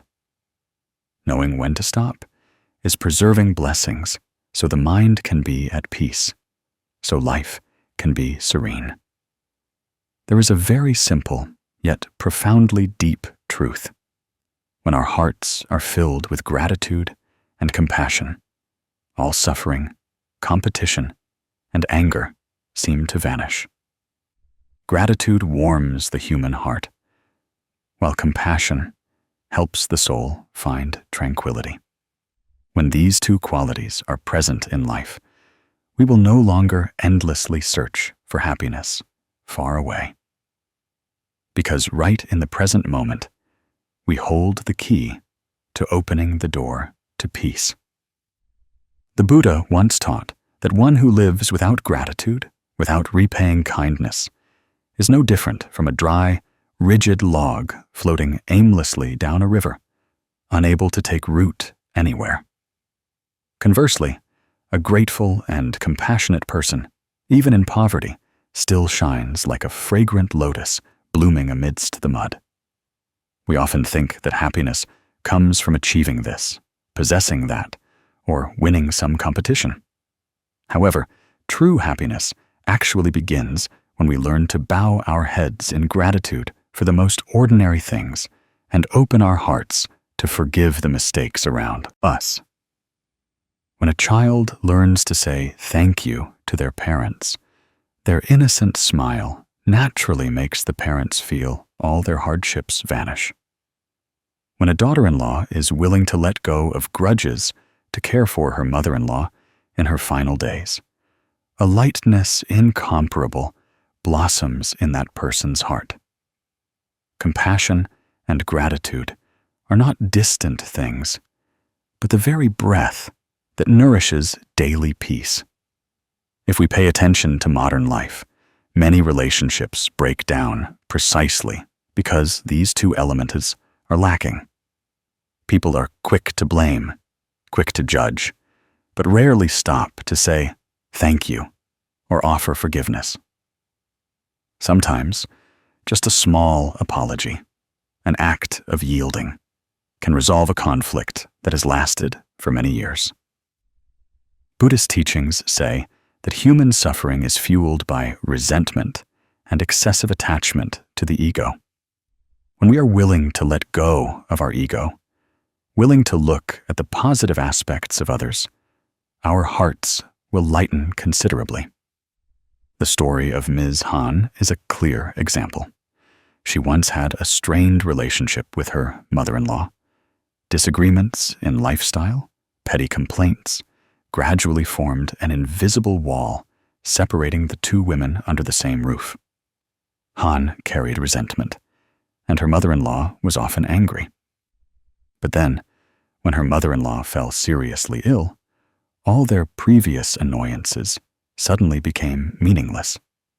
Facing the fragility of life, Han realized that all the arguments, all the competition from before, were just fleeting like wind and clouds. She chose to let go, chose to stay by the sickbed, caring for her day after day with all her heart. On her mother-in-law's last night, Han cried a lot. But those were not tears of regret, but of gratitude. Because she had found compassion in time, fulfilled her filial duty in time, resolved the grudges, so her heart would not carry a heavy burden. If she had continued to hold on to her stubbornness that day, perhaps she would have lived her whole life in torment. But thanks to her gratitude and compassion, she found serenity. And that was the greatest gift she gave herself. Han's story is also a lesson for each of us. In life, sometimes we see conflicts as irreconcilable, wounds that seem impossible to heal. However, time passes. Human life is impermanent. Are we sure we still have enough time to continue resenting and blaming? Try to quiet your heart. Try to remember the kindness of your parents, teachers, and those who helped you in difficult times. When we are grateful, when we are willing to be compassionate, our hearts will naturally feel lighter. That is the most enduring way to let go of competition. If you are in a strained relationship, try to dedicate a quiet evening to sit down, close your eyes, breathe evenly, and write down what you are grateful for. Perhaps you are grateful to your parents for giving you life, grateful to your partner for accompanying you, grateful to your children for bringing you joy. Be grateful even for adversities, for they teach you to grow. As you write, your heart will be refreshed. Next, try to think of the people who have hurt you. Try to silently say in your mind, I forgive you. I choose compassion to free myself. Whether they know it or not, you are the first one to receive peace. You can practice a simple breathing meditation to cultivate gratitude and compassion. Sit quietly, relax your entire body, close your eyes. As you inhale, think, "I am grateful for this life." As you exhale, think, "I open my heart to compassion." Just like that, for a few minutes, you will feel a flow of peace gradually permeate your mind. Perhaps at first, you won't feel anything distinct, but if you persevere little by little, each day, you will see a miraculous change within yourself.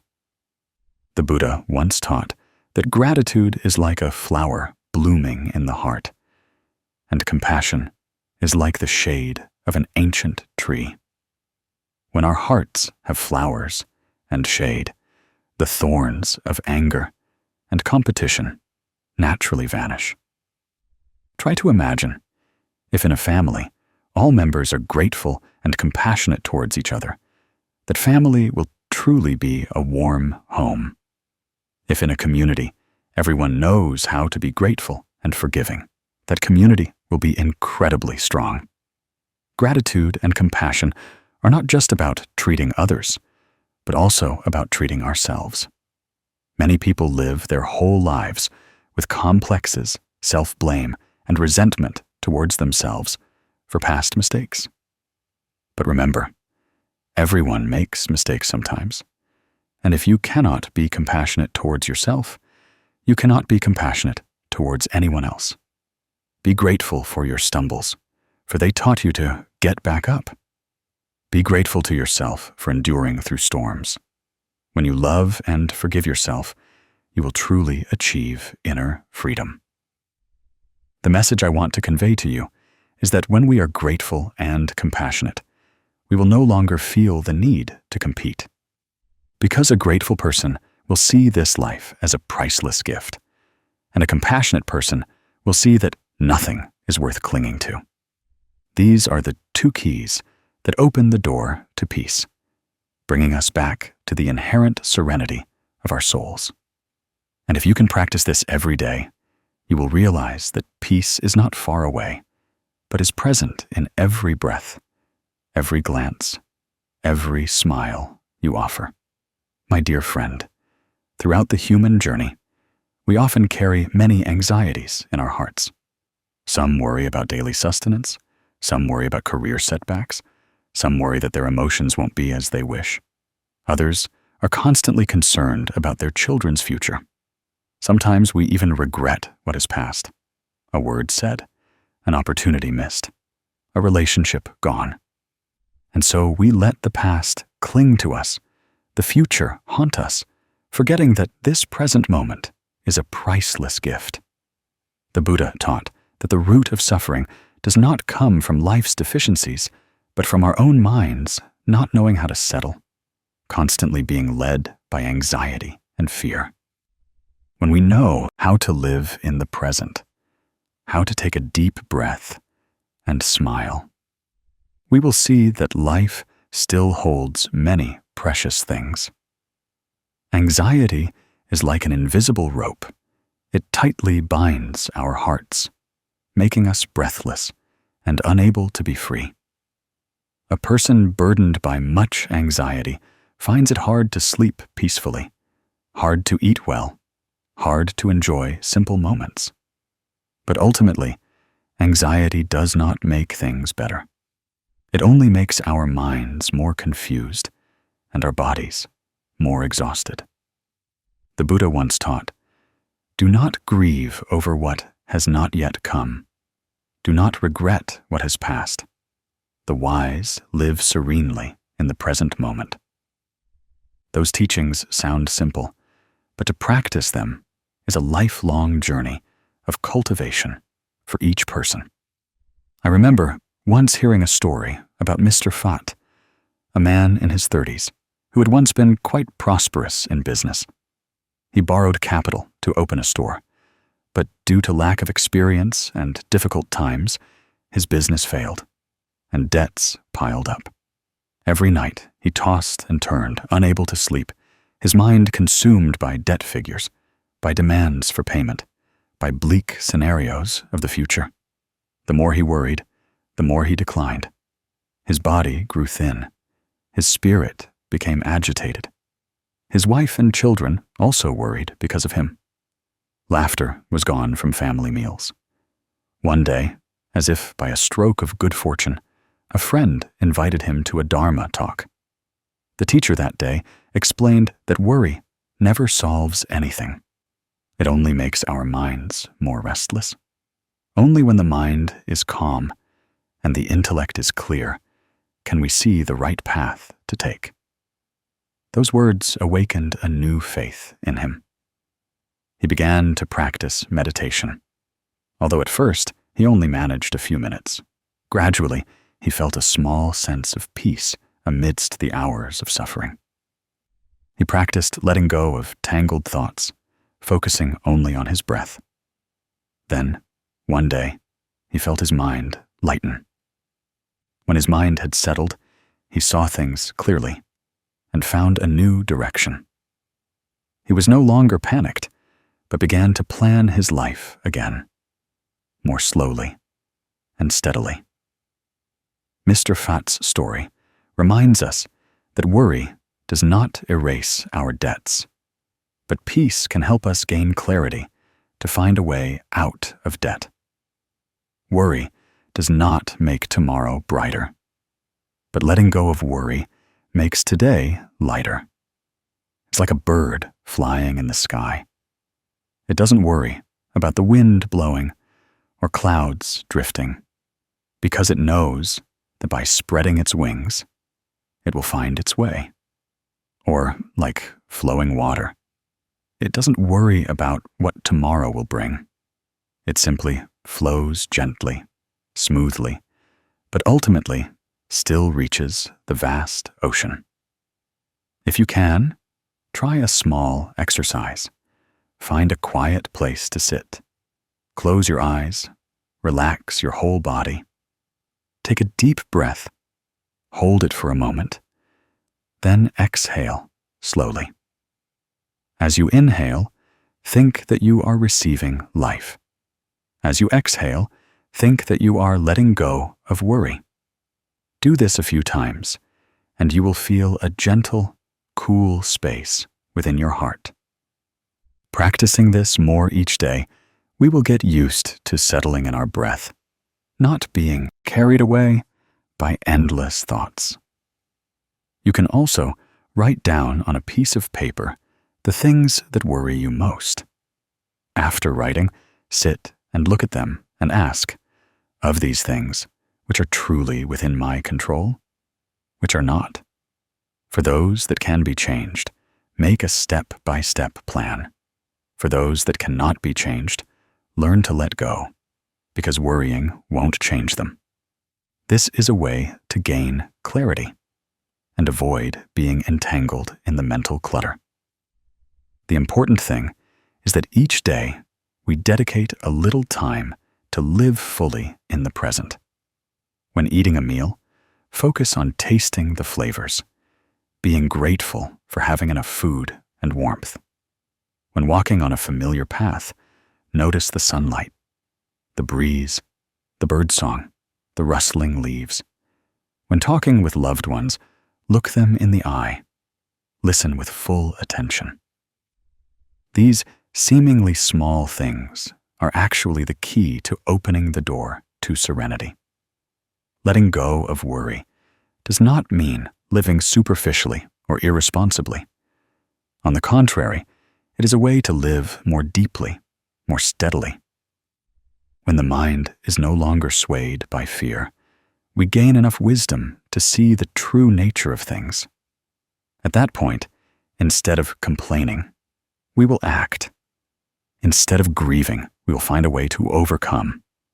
And instead of causing ourselves suffering, we will learn to love ourselves. There is a very beautiful aspect of Buddhism, the belief in karma. If today we sow good seeds, tomorrow we will surely reap sweet fruits. So instead of worrying about tomorrow, let's diligently sow seeds today. Worry will only make us hesitate, but serenity will lift us forward. Remember that this life is impermanent. Nothing lasts forever. Even today's worries will pass. Just like after a rain, the sun shines again. I want to convey the message that you should let go of worry, to choose serenity. When your heart stops fearing, stops regretting, stops calculating gains and losses, you will find how light this life truly is. Happiness is not the absence of difficulties, but having a steadfast soul to go through those difficulties. And peace is not far away. It lies right in your every breath, every smile, every present moment. My dear friend, there is a simple image I often think of when I want to talk about serenity. It is the image of a calm lake on an early morning. The lake's surface is flat like a mirror, perfectly reflecting the clear blue sky. Only when the wind blows or a pebble drops do ripples appear. Each person's life is like that lake. The soul is inherently pure and still. But because we accumulate too many desires to win, too many worries, too many anxieties, the waves of unrest arise. If we know how to let go, how to return to ourselves, then the inherent stillness within us will naturally manifest. The Buddha once taught that happiness is not about achieving everything we wish for, but about knowing contentment, knowing when to let go, knowing how to live in the present. Therefore, the secret to living serenely is not far away. It lies right in every breath. In every moment we are present. When we look back at our entire journey, we can see that much suffering, much weariness, all stem from attachment and craving. We want to be better than others. We want everything to go our way. We want to cling to what is lost and fear what has not yet come. But life is impermanent. Nothing can be held on to forever. When we chase after competition, we ourselves put ourselves into an endless cycle that never stops. Gradually, when we learn to live in harmony with circumstances, to settle down, we will realize that life is much lighter.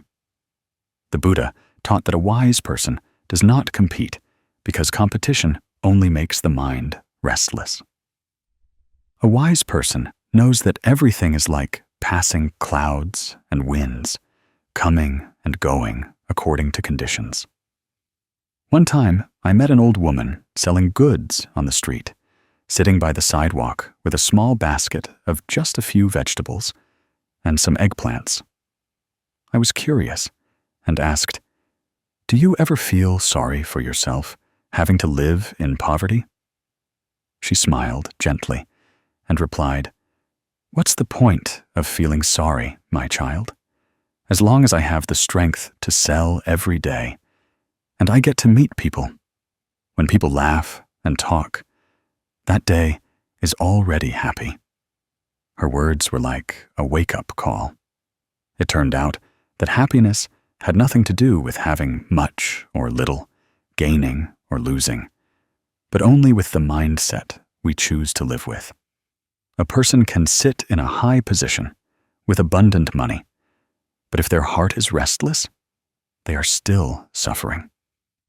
Conversely, a person with only a bowl of rice and salt, but who knows how to smile, knows how to settle down, already has a rich heart. There are stories about families that also clearly show us this. A father is always busy, working extra every day to earn money so his children can go to good schools and his wife can have a big house. But in return, he never sits down to eat with his family. Many years pass. He has money, he has status, but his relationship with his children is strained. He and his wife are distant, and he himself is sick from overwork. Meanwhile, Another family, though poorer, has only a few simple dishes for dinner. But in the evening, they gather together, eating and telling stories. Laughter fills the corner of their home. Who is happier? You probably already know the answer. Looking broadly, this life is inherently imperfect. But if we keep craving perfection, we will never find peace. The secret to serenity is knowing how to accept that imperfection. Practice letting go of competition, letting go of comparison, letting go of excessive expectations. Instead, learn gratitude. Be grateful to your parents for giving you life, grateful to your loved ones for accompanying you, grateful even for the difficulties that have taught you to grow. When the heart has gratitude, anxiety naturally dissipates, worries lighten, and joy from small things will naturally blossom. If you want a small experience, right now, I invite you to practice a simple exercise with me. Sit up straight, close your eyes, take a deep breath, and then exhale slowly. As you inhale, think that you are receiving fresh energy from the earth and sky. As you exhale, release all worries and anxieties. Do this continuously for a few minutes, and you will feel your mind gradually calm. Afterward, place your hand on your heart and softly whisper, "Thank you, life. Thank you, breath. Thank you for still being present." That feeling of gratitude will help you reconnect with the pure energy from your own inner self. Someone will ask, how can one live serenely amidst this competitive life? The answer is that serenity is not about abandoning the world, but about living in the world without being swept away by it. We work wholeheartedly, but are not bound by the results. We love with all our hearts, but do not tie down our loved ones. We face adversity, but do not let it steal our smile. That is living in harmony with circumstances. When conditions arise, we accept them. When conditions pass, we gently let go. What comes, we embrace as a gift. What goes, we see as passing clouds. In the Dhammapada, it is taught that conquering 1,000,000 armies is not equal to conquering oneself. Conquering oneself is the most glorious victory. Serenity is actually conquering oneself, conquering greed, anger, and delusion, conquering worry and fear in the heart.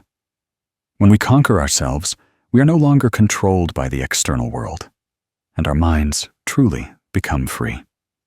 Perhaps by now, you have realized that serenity is not a distant destination, but a daily journey. It lies in every way we think, every way we see life, every choice we make to let go.